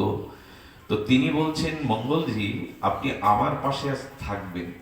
আমি বলছি, বাবা অপরাধ হতে পারে, আপনার গায়ে হাত পা ছড়িয়ে দিতে পারি, আমরা তো ভদ্র নই। বললেন থাকবে। সেদিন বুঝিনি কেন উনি থাকতে বললেন। রাত তখন 2টো বাজে, আমার ঘুম ভেঙে গেল। আমি দেখলাম, আমি আমাকে তো চিনি ভালোভাবে, আমি কতটা নাম নেই। হঠাৎ দেখছি আমার জিহ্বা নামে তরঙ্গ হচ্ছে, আমার চোখ দিয়ে বিগলিত অশ্রু পড়ছে, সমস্ত লোমগুলো গায়ে খাড়া দিচ্ছে। আমি বললাম, এই বিল্লমঙ্গল আমি না, আমি এতটা ভজন করিনি যে রাত 2টোর সময় আমার ভিতরে নাম এরকম স্ফূর্তি হবে, প্রেম স্ফূর্তি হবে। কারণ কি জানেন? কারণ হলো আমার ডান হাতটা অসাবধানতে ওনার বুকের উপরে পড়ে গেছে। উনি নাক ডাকিয়ে ঘুমাচ্ছেন, কিন্তু ওনার প্রতিটি স্পন্দনে বিদ্যুৎকে স্পর্শ করলে মানুষের ভিতরে যেমন বিদ্যুৎ তাকে জড়িয়ে ধরে, ওনার ওই ঘুমন্ত অবস্থায় অজাপা নাম আমাকে গ্রাস করেছে, আমার ভিতরে সঞ্চারিত করছে না। আমি পরীক্ষা করবার জন্য হাতটা তুলে দিলাম, দেখি আমি আগের বিল্লমঙ্গল জিহ্বায় নাম নেই, নয়নে অশ্রু নেই, দেহ পুলকিত হচ্ছে না। আবার আমি হাতটা দিয়ে দেখি আবার ক্রিয়া হচ্ছে বিদ্যুতের মতো। ঘুমাতে পারেনি জানেন। সেদিন হাত জোর করে এই নিবেদন করেছিলাম, তোমরা মানুষের দেহ নিয়ে আছো কিন্তু মানুষ নও। এতটা নাম নিয়েছেন, ওনাকে স্পর্শ করলে তার ভিতরে নাম সঞ্চারিত হয়ে যাচ্ছে। সোয়াচে রোগ যেমন, সোয়াচে রোগীর কাছে যেমন বারবার গেলে ওই রোগটা আপনার ভিতরে সংক্রামিত হয়, যারা বিশুদ্ধ ভগবানের নামকারী তাদের গায়ের বাতাস লাগলেও নাম মহিমা আপনার ভিতরে প্রকাশ। এই জন্য শাস্ত্রে বলছেন শুদ্ধ ভক্ত মুখে নাম শুনতে হয়, তাহলে নামের ক্রিয়া হয়, দ্রুত ক্রিয়া হয়। যিনি নিজে আচরণ করেন না, যিনি শুধু অর্থের জন্য, বাণিজ্যের জন্য, সুনামের জন্য নাম বিতরণ করেন, ভগবানকে প্রসন্নতার জন্য নয়, তার নাম ক্রিয়া হয় বটে, তবে অনেক কোটি কাল লেগে যাবে। কি বলেছেন? এক বলছেন কোটি জন্ম করো যদি নাম সংকীর্তন, তবু নাম মিলিবে কৃষ্ণ প্রেম ধন। কোটি জন্ম হবে না, কারণ ওখানে অপরাধ আদি আছে। নামে ক্রিয়া হবে, হবে না তা নয়, কিন্তু লোহার চম্বক এটা পরস্পর আকর্ষণ ধর্মী, লোহাকে চম্বকের সামনে টানবে, কিন্তু লোহার উপরে বা চম্বকের উপরে যদি কিছুটা কাদা মাখিয়ে রাখেন, টানবে কি? টানবে না।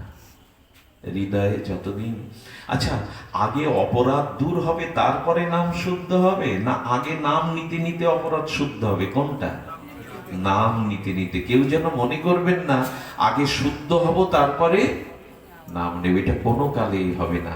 নাম নিতে থাকুন, নামের ক্রিয়া দ্বারা ধীরে ধীরে চিত্ত শুদ্ধ হবে, চিত্ত নির্মল হবে। আর দেখুন সারা সংসারে প্রতিটি জীবের হৃদয়ে আগুন জ্বলছে, অশান্তি, সেটা ত্রিতাব্দগ্নিত জ্বালা বলুন, রোগ শোক বলুন, অশান্তি বলুন, জ্বলছে। এই জন্য মহাপ্রভু শিক্ষাষ্টকের প্রথম শব্দটা দিয়েছে চেত দর্পণ মার্জনাম মহাভবাগ্নি নির্বাপনাম। মহাপ্রভু বলছেন তোমার মনে অনেক ময়লা জমেছে, কামনা বাসনার ভোগের ময়লা জমেছে, তুমি এক কাজ করো, ময়লাটা দেখুন, ময়লাটা আমরা লাগাতে চাই না। এই যে কাছানো জামা কাপড় চাই কি তাড়াতাড়ি ময়লা হোক, কিন্তু নিজের অজান্তেই বাতাবরণে ঘুরতে ঘুরতে কখন কাপড়ে ময়লা লাগে আমরা বুঝতে পারি না। ঠিক তেমনি এই মনুষ্য সমাজে, এই সমাজ সংসারে থাকতে থাকতে মনের মধ্যে কখন যে কামনা বাসনার, কুবাসনা, দুর্বাসনার ময়লা জমে যায় এটা আমরা জানি না, কিন্তু এটা জানি ময়লা কাপড় কাচতে হয়। এটা জানলাম না যে মনের ময়লা হরি নামের দ্বারা মার্জন করতে হয়, এই অনুভূতিটা নিলাম না। এটা জানি যে বাইরের বাতাবরণে ময়লা লাগলে সাবান সোটা দিয়ে মার্জন করতে হয়, কিন্তু আজও এই বুদ্ধি হলো না, মনের তো অজান্তে ময়লা জেগে আছে কামনা বাসনার, সেটাকে মহাপ্রভু বলছেন চেত দর্পণ মার্জনাম, চিত্তরূপ দর্পণে যে ময়লা জমেছে হরিনাম মার্জন করো, হরিনাম দিয়ে সেটা পরিষ্কার করো। এটা দুর্দৈব যে বাইরের কাপড় পরিষ্কার করার বোধ করি, এটা চিন্তা করি, কিন্তু আর মহাপ্রভু বললেন ভব মহা দাবাগ্নি নির্বাপনা। এই কথাটি আমার বড় বড় হৃদয়ে স্পর্শ করে। সংসারে আগুন জ্বলছে, যদি বলেন কই আমার ঘর তো পুড়ছে না, পুড়ছে।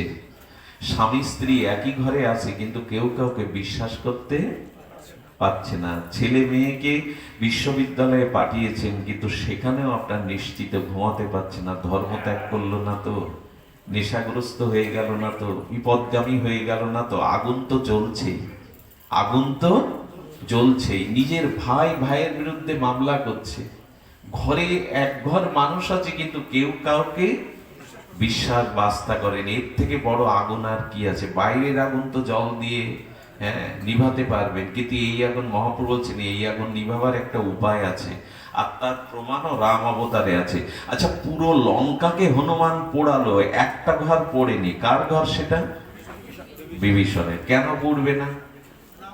পুরো পুরো লঙ্কা হনুমান দগ্ধীভূত করলো, অথচ একটা ঘর পড়লো না। তার কারণেই হনুমান পুরো লঙ্কায় আগুন দিতে দিতে গিয়ে দেখছে এই ঘরে আমার প্রভুর নাম আঁকানো আছে, ঘরে জয় রাম জয় সিয়ারাম নাম আছে, তুলসী আছে, ভক্তি দেবী আছে, নাম আছে, আর ওখানে বিভীষণের মতো রাম ভক্ত আছে। হনুমান বলল, যে ঘরে প্রভুর নাম আছে সে ঘর আমি জ্বালাতে পারি না, আমার জ্বালানোর ক্ষমতাও নেই। হনুমান সংকেত দিল, যার হৃদয়ে ভগবানের নাম আছে, প্রভুর নাম আছে, ভক্তি আছে, সে কখনো তার ঘর, তার হৃদয় ঘর কখনো জ্বলবে না অশান্তির আগুনে। হনুমান প্রমাণ করে গেল। সীতামা বলছে, হনুমান, যে আগুনে পুরো লঙ্কা দগ্ধীভূত হলো, তোমার গায়ের একটা পশম পুড়লো না কেন? এ প্রশ্নের উত্তর তো আমাদের দিতে হবে। পুরো লঙ্কাকে পোড়ালে তুমি, যে আগুনে তোমার গায়ের একটা পশম পড়লো না কেন? বলে, না পড়ার কারণ আছে মা। কারণটা হলো হৃদয়ের দিকে তাকাও। সীতামা দেখছেন আর হনুমান বলছেন, যার হৃদয়ে রাম সীতা থাকে, আমার লেজ তো পেছনে, আর হৃদয়ে আছে প্রভুর নাম, আর প্রভু, যার হৃদয়ে প্রভু থাকে সে দেহ পড়বে কি করে মা? এ দেহ তো প্রভুর সেবার জন্য প্রসাদী। যার হৃদয়ে ভগবানের নাম আছে তাকে কে পড়াবে সংসারে? এখানে হরিকথা হচ্ছে ঘন্টাখানি। এখানে যারা খুব শ্রদ্ধালু হয়ে চাতকের মতো হরিকথা শুনছেন, আমি বিশ্বাস করি এখন আপনার হৃদয়ে কোনো আগুন জ্বলছে না, সংসারের তাপের আগুন জ্বলছে না। এখন আপনার মাথার উপরে সংসারের কোনো কর্তব্যের বোঝা ভারী হয়ে নেই, এগুলো নেমে গেছে। এক অনাবিল অনির্বচনীয় শান্তি আপনার হৃদয়কে স্পর্শ করেছে। এটাই প্রমাণ করে নামের মধ্যে থাকো, তাহলে হৃদয় শান্ত থাকবে, আগুন জ্বলবে না। নামের মধ্যেই থাকো। ভগবানের এই নামকে বলছেন যে না, ভব মহা দাবাগ্নি নির্বাপনাম, এটি আগুন নিভাবে, দগ্ধিত যন্ত্রণা থেকে তোমাকে মুক্তি দেবে। এই জন্য বর্তমান কলিযুগে যে যাই বলুক, আপনাদের যে যেভাবেই বোঝাক, সমস্ত নিখিল শাস্ত্রের একটাই প্রতিপাদ্য বিষয়, ভগবানের নামকে সরল প্রাণী গ্রহণ করুন। সরল প্রাণী, একটু সরলতার দ্বারা শ্রী নামকে গ্রহণ করুন। এই নাম আপনাকে আর পরম কল্যাণ এবং মঙ্গলের অধিকারী করবে। শ্রী নাম গ্রহণই আমাদের সমস্ত শাস্ত্রের, নিখিল শাস্ত্রের প্রতিপাদ্য বিষয়। তবে বৃষ্টির জল যদি পড়ে টিনের চালে দাঁড়াবে না, সমান জায়গায় সমান্তরাল জায়গায় দাঁড়াবে না। বৃষ্টির জলটা গড়িয়ে কোথায় দাঁড়াবে? যেখানে গর্ত আছে, যেখানে নালা আছে, অথবা যেখানে পুষ্করণী আছে। মহাপ্রভু বললেন, নাম তোমাতেও দাঁড়াবে যদি তুমি কি করতে পারো? ওই যে ত্রিনাদপি শুনিচেন তরুরিব সহিষ্ণু না অমানিনা মানদেনা কীর্তনিয়া সদাহরি। নাম করছি কিন্তু এই সাইনবোর্ডটা আমার বুকে নেই।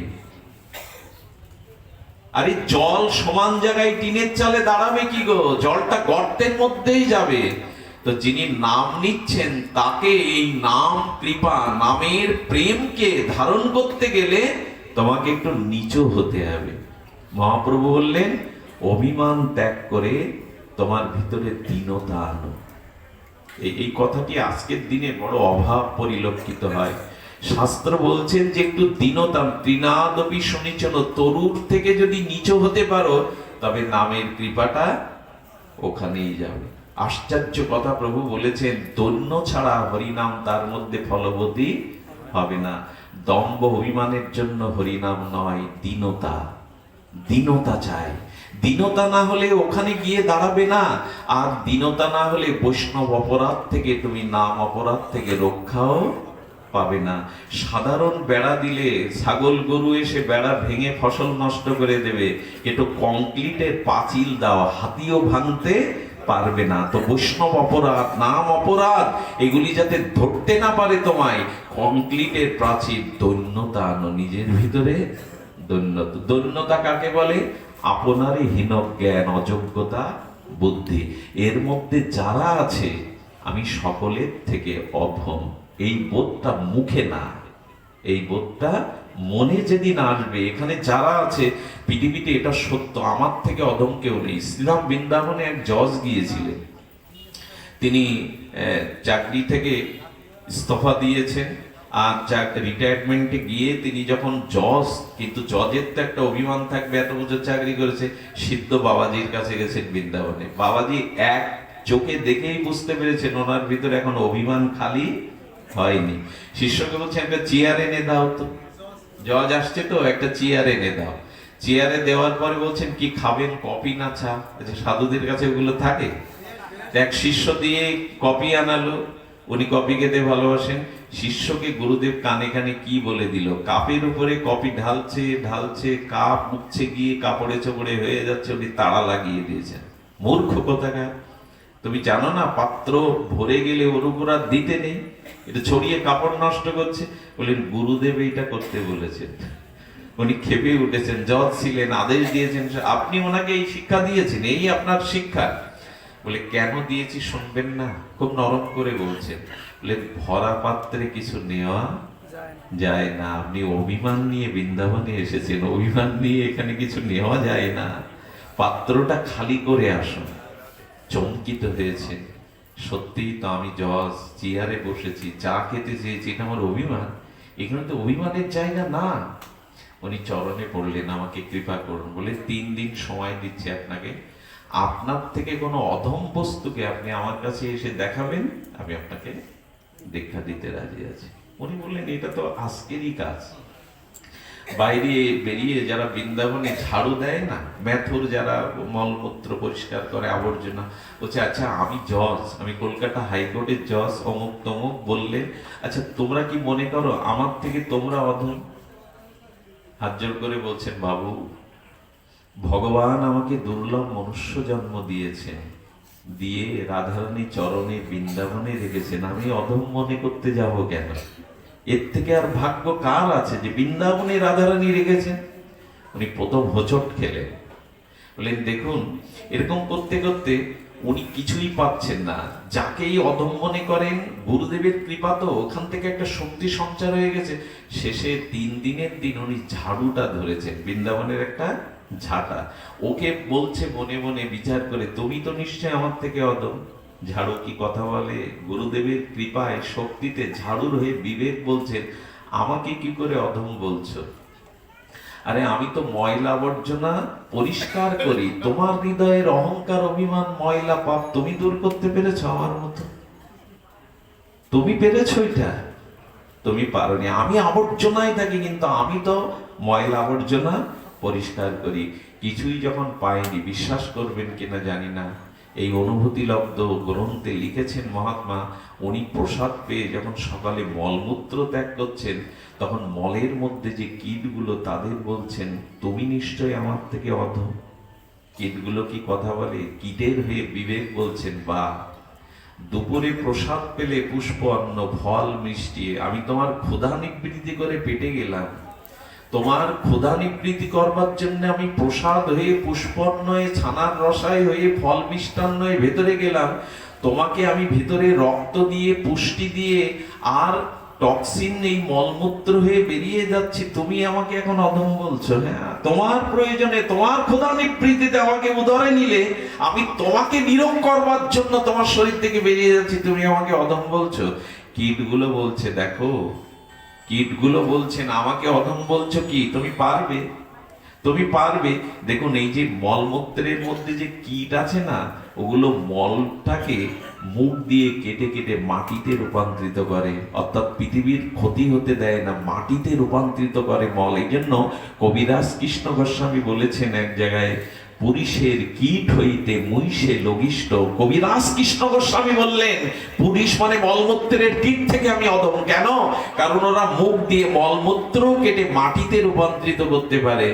আমি তো কোনো অশুদ্ধ জিনিস এ পর্যন্ত শুদ্ধ করতে পারলাম না, নিজের দেহকে, নিজের মনকে। এই জন্য আমি অধম হতে যাব কেন? সেই দিন স্নান করে, যমুনায় স্নান করে, গুরুদেবের চরণে গিয়ে হাত জোর করে বলছেন, প্রভু পেয়েছি। আমি আমার থেকে, আপনি অধম আনতে বলেছিলেন, সর্বশ্রেষ্ঠ অধম আমি এনেছি কি? চরণে লুটিয়ে পড়ে বললেন, আমার থেকে অধম এ বিশ্ব ব্রহ্মাণ্ডে আর কেহ নাই প্রভু। আমি ভেবে দেখলাম, আমার থেকে অধম আর এই জগতে। গুরুদেব বললেন, কৃপা পাওয়ার তুমি উপযুক্ত পাত্র হয়েছ, এসো আমি তোমায় দীক্ষা দেব। আমার বলবার অভিপ্রায় হলো এই, আমার ভিতরে যেন দৈন্যতা থাকে, তবে নাম প্রভু ওখানে দাঁড়াবে। দীনতা না হলে কোনো কিছুই পাবেন না। নতি না হলে কারো উন্নতি, নতি উৎসর্গে উন্নতি। যে নত হতে পারে না সে কখনো উন্নতি লাভ করতে পারে না। এই জন্য মহাপ্রভু বলে দিলেন, অপরাধ থেকে বাঁচবার, নাম কৃপার জন্য তোমাকে কি করতে হবে? নত হতে হবে। এই নত যদি হতে পারি তাহলে কি হবে? এই নত হয়ে হরিনাম নিয়ে, আমি মহাপ্রভুর শিক্ষাষ্টকের একটা শ্লোক বলেই পাঠ বিশ্রাম করছি, যেহেতু আজ অধিবাস আছে, একটা সময়ের ব্যাপার আছে, নিয়মাবলী আছে, শাস্ত্র নিয়ম। সেটি হলো এইটুকু নিবেদন করব আপনাদের যে দেখুন, নাম মহিমার ছোট্ট একটা দৃষ্টান্ত কীর্তন করেই আজকের পাঠ বিশ্রাম। মহাপ্রভু নাম নেওয়ার জন্য আর শিক্ষাষ্টকে একটা অভূত শ্লোক দিয়ে গেছেন প্রেমের। সেটি হলো আর কিছু নয়, ন ধনং ন জনং ন সুন্দরীং কবিতাং বা জগদীশ কাময়ে মম জন্মনি জন্মনীশ্বরে অহৈতুকি ভক্তি তৈ। ভগবান শ্রীকৃষ্ণ চৈতন্য মহাপ্রভু এই প্রেমাবতার, কারুণ্যের অবতার বলে গেলেন, জীবনে সবার আগে নাম আর প্রেমটা চাও ভগবানের কাছে। নাম আর প্রেমটা চাও। ধন চেয়েছো, সুন্দরী স্ত্রী পেয়েছো, কবিত্ব প্রতিভা পেয়েছো, সমাজে মান সম্মান অর্থ পেয়েছো, কিন্তু প্রকৃত শান্তি আজও পাওনি, প্রেম ভক্তি আজও পাওনি। তাই এগুলো জন্ম জন্মান্তরে পেয়েও যখন তোমার পরিপূর্ণতা আসেনি, তুমি এবার প্রেমটাকে যাও। আর এই প্রেম এবার নামের মধ্যেই মহাপ্রভু দিয়ে গেলেন। প্রেম এবার এই নামের মধ্যেই মহাপ্রভু দিয়ে গেলেন। নামকে নামের মধ্যেই সর্বশক্তি সমর্পিত করেছেন মহাপ্রভু। বারবার বলছেন, পরম বিজয়তে শ্রীকৃষ্ণ সংকীর্তন। আমি এই নামের মধ্যে আমি পরম বিজয় সন্নিবিষ্ট করে গেলাম। চলুন, দক্ষিণ ভারতে ব্রিটিশ আমলে হাজারখানি ব্রিটিশ সেনা আসছে, আর তাদের ভারী ভারী অস্ত্র। আর ওইখানেই যিনি আছেন, ওই দক্ষিণ প্রদেশের যে ছোট্ট রাজ্য, তিনি নামনিষ্ঠ, নামই তার জীবন। সেনাবাহিনী এসে বলছেন, রাজা, ব্রিটিশ সেনারা আসছে, সব গুড়িয়ে দেবে, আপনি প্রস্তুত হন, আমাদের আদেশ দিন। বললেন, সব অস্ত্র ফেলে দাও, দিয়ে আমার সাথে এসো। মহাপ্রভুর সামনে গিয়ে বলছেন, এখানে সবাই হাত তুলে চোখের জলে প্রভুকে ডাকতে থাকো, হরিনাম করতে থাকো। নামই আমাদের প্রকৃত রক্ষা করতে পারে, আর কিছু রক্ষা করতে পারে না। বিশ্বাস করুন, ওনাদের পূর্বপুরুষের দুটো অকেজ কামান ছিল রাজ প্রাসাদের সামনে, আজও সেই কামান দুটো আছে। কি হয়েছে জানেন? উনি হরিনাম করছেন, আর স্বয়ং নাম প্রভু কৃষ্ণ বলরাম এসে সেই কামান দাগিয়ে ব্রিটিশ সেনাদের পরাস্ত করে পিছু হটে দিয়ে যখন জয় জয়কার হচ্ছে, তখন এসে বলছেন, ওগো, আপনারা এবার নাম বিশ্রাম দিন। দেখুন কি ঘটনাই না ঘটে গেছে। বাইরে এসে দেখে সেই অকেজো কামান থেকে তখনও কামানের ধোঁয়া বেরোচ্ছে, গন্ধ বেরোচ্ছে। তিনি বলছেন, এই দেখো, নাম যে আজও রক্ষা করে তার বড় প্রমাণ এই। আজ নাম প্রভু নিজেই এসে রক্ষা করলেন। আচ্ছা, বলতে পারেন ভগবান শিব নীলকণ্ঠ কেন হলেন? উনি তো কালকূট বিষ পান করলেন। বিষটা যদি গলার থেকে ভেতরে যেত, লাঞ্চে গেলে বিষ যদি লাঞ্চে প্রবেশ করে, গলার ভেতরে চলে যায়, তখন মানুষ মারা যায়, আক্রান্ত হয়, রক্তে সেই বিষক্রিয়া হয়। আর বিষ যদি উল্টে ফেলে দেয়, তখনও মুক্ত পায়। বিষ কেন শিব ঠাকুরের ভেতরে গেল না? কেন জানেন? গেল না এই জন্য, শিব ঠাকুরের হৃদয়ে রাম নাম আছে সর্বদা। যেখানে ভগবানের নাম, ওখানে বিষ প্রবেশ করতে পারে না। কণ্ঠেই নাম বিষটাকে থামিয়ে দিয়েছে। ভগবান শঙ্কর বললেন, এইখানে বিষ ভেতরে যেতে পারেনি, কারণ আমার হৃদয়ে প্রভুর নাম রাম আছে। নামই বিষকে, প্রহ্লাদের বিষকে, মীরাবাইয়ের বিষকে অমৃত করে দেয় এই নাম। কিন্তু কই বিশ্বাস করি নামে, নামে আস্থা, নামে বিশ্বাস।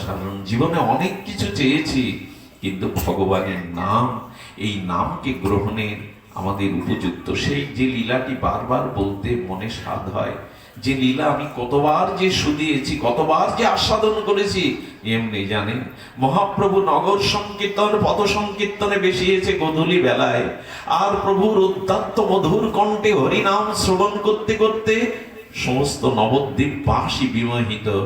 আর যাদব আচার্য তার স্ত্রী বসে গৌর কথা বলছে। যাদব আচার্যের স্ত্রী ধারালো বটিতে সবজি আমানি করছেন, সবজি আমানি করছেন ঠাকুরের ভোগ দেবে বলে। কিন্তু 6 মাসের শিশুটি মার কোলে ছিল। যেই মহাপ্রভু কীর্তন করতে করতে যাচ্ছেন, মধুর কণ্ঠধ্বনিতে যখন কর্ণে প্রভুর সুধামাকা প্রেমময় নাম প্রবেশ করেছে, নাম প্রবেশ করলে ওই মাটা হাতের থেকে সবজি পড়ে গেছে, ভেতরে নাম প্রবেশ করায় আর এ জগতে উনি নাই। ওনার দেহাবেশ আর নাই, ওনার দেহে কোনো সাড়া নাই। আর যাদবাচার্য মহাপ্রভুর সংকীর্তনে যোগ দিলেন, কীর্তন করতে করতে যোগ দিলেন। এই মা দেহাবেশ ভুলে গেছে, সেই নামের চেতনায় চিন্ময়তায় নামের প্রেমে আবেশে দেহ ভাবনায়। কিন্তু অভ্যাসবশত উনি সবজিগুলো বটিতে কাটছেন। মায়েরা না দেখেও কাটতে পারে, দীর্ঘদিনের অভ্যাসবশত কাটতে কাটতে কি করেছে জানেন? ছেলেটা মার কোলে এসে উঠেছে। ছেলেটা যে কাঁদছে, এ জগতে তো আর নাই, নাম শ্রবণ করে এ জগতে আর নাই, দেহাবেশ নাই। ছেলেটা দুধ খাবে বলে মার কোলে উঠবে বলে কাঁদছে, কিন্তু ক্রন্দন মার এই জগতে তো নাই। অবাস করে ডাক্তার কাটলে কি বোঝা যায়? ওই জায়গায় ডাক্তার অপারেশনের সময় অবশ করে কাটলে কি বোঝা যায় যে কাটছে? এ পৃথিবীর এ দেহাবেশে মার নাই। ছেলেটা কোলে উঠে কাঁদছে, মার সারা নেই। কি করলো জানেন? অভ্যাসগত শিশুটাকে ধারালো বটিতে ছেদ করে উঠে ফেললো। আচ্ছা, বাচ্চাটাকে যখন কাটছে বটিতে, মৃত্যুর যন্ত্রণায়, মর্মন্তুর যন্ত্রণায় নিশ্চয়ই ছেলেটা কেঁদেছিল, চিৎকার করেছিল। ওটা কানে যায়নি, মার কানে সন্তানের চিৎকার যায়নি। বলেন এ জগতে থাকলে তো কানে যাবে, এ জগতে আর নাই। ছেলেটাকে কেটে হাড়িতে দিয়ে অভ্যাসবশত জাল দিতে শুরু করেছে। আচ্ছা, মরা পোড়ানোর একটা গন্ধ আসে না? যাকে পোড়ানো হয় গন্ধটা এলো না। বলছি তো এ জগতে আর সে না, এক নামে এমন আবেশ এসে গেছে, নিজের দেহাবেশও ভুলে গেছে। কীর্তন সমাপনান্তে যাদবাচার্য ঘরে এসে দেখছে তার শিশুটি রঙ্গ পতঙ্গ ছড়িয়ে আছে চারিদিকে, আর হাড়িতে স্ত্রী জাল দিচ্ছে। স্ত্রীকে দেখেই বুঝলো ও আর এ জগতে নাই। ধাক্কা দিয়ে ফেলে দিয়ে বলছে, পাশানি, ডাইনি, ছেলেকে খাবে বলে রান্না চড়িয়েছ তুমি, ছেলেকে খাবে রাক্ষসী পাশানি। যেই ঠেলে ফেলে দিয়েছে, বাহ্যিক সম্বিত ফিরে এসে বলছেন, আমার খোকা কই? আমার খোকা তো কোলে ছিল, খোকা কই? বলে খোকাকে কেটে আর তুমি খাবে বলে পাশানি ডাইনি জাল দিচ্ছ। হাড়িটা নামিয়ে কাঁদছে আর বলছে, আমি কাটিনি। কোনো মা তার সন্তানকে এভাবে কেটে আর রন্ধন করতে পারে না। আমি বিচার চাই। স্বামী যাদবাচার্য বলছেন, কার বিচার চাই? বলে, যেই নাম করেছে, যার নাম শুনে আমার এমন হয়েছে, আমি পুত্র আর হয়েছে, আমি তার কাছে বিচার চাই। সে কেন এমন নাম করে যে নাম কানে আসলে মা তার সন্তানকে কেটে ফেলে, বাহ্যিক সাড়া থাকে না? আমি চাই, বিচার চাই। যাদবাচার্য বিচার চাইতে মহাপ্রভুর কাছে যাচ্ছেন হাড়িটা মাথায় নিয়ে। এটা বেশি দিন আগের ঘটনা না, মাত্র 550 বছর আগে নবদ্বীপে ঘটে যাওয়া ঘটনা। আর প্রভু নিত্যানন্দ সাঙ্গপাঙ্গ নিয়ে কীর্তন করতে করতে আসছেন অবধূত নিত্যানন্দ। হাড়িটা যাদবাচার্য নামিয়ে বলছেন, ঠাকুর নাম বন্ধ করো। নিত্যানন্দ প্রভুকে নাম বন্ধ করো। নামে জীবন দেয় না, নামে জীবন কেড়ে নেয়, এই তার প্রমাণ। নাম জীবন দেয় না, নাম কেড়ে নেয়। নিত্যানন্দ প্রভু প্রথমে বুঝতে পারছে না, হঠাৎ দেখে ওখানে একটা চলন্ত পোড়া শিশু। কি হয়েছে বলো? পূর্ব বৃত্তান্ত বলাতে নিত্যানন্দ প্রভু বললেন, সে কি মা, তুই নাম শুনে ছেলে কেটে ফেলেছিস, জাল দিচ্ছিস, বুঝতে পারিসনি? দে তো, দে। হাড়িটা মাঝখানে রেখে চারিদিকে ভক্তবৃন্দ করে নিয়ে মহাপ্রভু কীর্তন শুরু করলেন। সেই প্রভুর নাম সংকীর্তন করতে করতে কি বলবো আপনাদের, এই হলো সঞ্জীবনী সুধা নাম, যেটা মৃতকেও জীবন দেয়। সেই নাম করতে করতে হাড়ির মধ্যে থেকে কৃষ্ণ কৃষ্ণ বলতে বলতে অখণ্ড শিশু প্রকাশ হয়ে গেল। একটা অখণ্ড শিশু বেরিয়ে এলো। নিতাই চাঁদ কোলে নিয়ে বললেন, মারে নামে জীবন কাড়ে না, নামে জীবন দেয়। আজ থেকে ওর নাম কৃপাচার্য রাখলাম। অদূর ভবিষ্যতে গৌর নাম প্রেমী একজন গৌর পার্ষদ হবে, গৌর ভক্ত হবে। আজ থেকে নামের কৃপায় পেয়েছিস, তাই ওর নাম কৃপাচার্য। এই হলো হরিনাম। আসুন জীবনের বাকি সময়টুকু নামের মধ্যেই থাকি, চলতে ফিরতে নাম অভ্যাসটা করুন নিঃশ্বাস প্রশ্বাসে। তার কারণ হলো মৃত্যুর সময় একবার যদি নামটা জিহ্বায় এসে যায়, আচ্ছা সারা জীবন যারা হরি নাম করেছে, মৃত্যুর সময় যদি মাথা তাদের ঘুলিয়ে যায়, যাদের উন্মাদ হয়ে যায়, যদি অজ্ঞান হয়ে যায়, যদি স্মৃতিশক্তি না থাকে, ভগবান বলেছেন সারা জীবন যে আমার নাম নেয়, মৃত্যুর সময় যদি তার স্মৃতিশক্তি নাও থাকে, সে যদি অজ্ঞান হয়ে যায়, সেদিন আমি তার হয়ে তার ভেতর থেকে নাম করিয়ে ওর ডিউটিটা আমি পালন করে নিই, ওর কর্তব্যটা আমি পালন করে নিই, আমি ওর ভেতরে নামটা সঞ্চারিত করে দেই। এই জন্য বায়ু গন্ধ বিনা, গন্ধ কুসুম বিনা, কুসুম ভ্রমর বিনা, ভ্রমর রাগ বিনা, রাগ ভাব বিনা, ভাব প্রেম বিনা, প্রেম হরি বিনা, আর মনুষ্য জন্ম বিফল হরির নাম বিনা। যেন নাম ছাড়া আমাদের জীবন বিফলতা না করি। আগামীকাল নাম যজ্ঞ, এই যজ্ঞ যাতে স্বয়ং সম্পূর্ণ হয়, ফলবতী হয়, এই যজ্ঞ যাতে সফল হয়, আপনারা সকলেই সে প্রার্থনা করবেন। আপনাদের সকলের চরণে বিনম্র সশ্রদ্ধ দণ্ডবাদ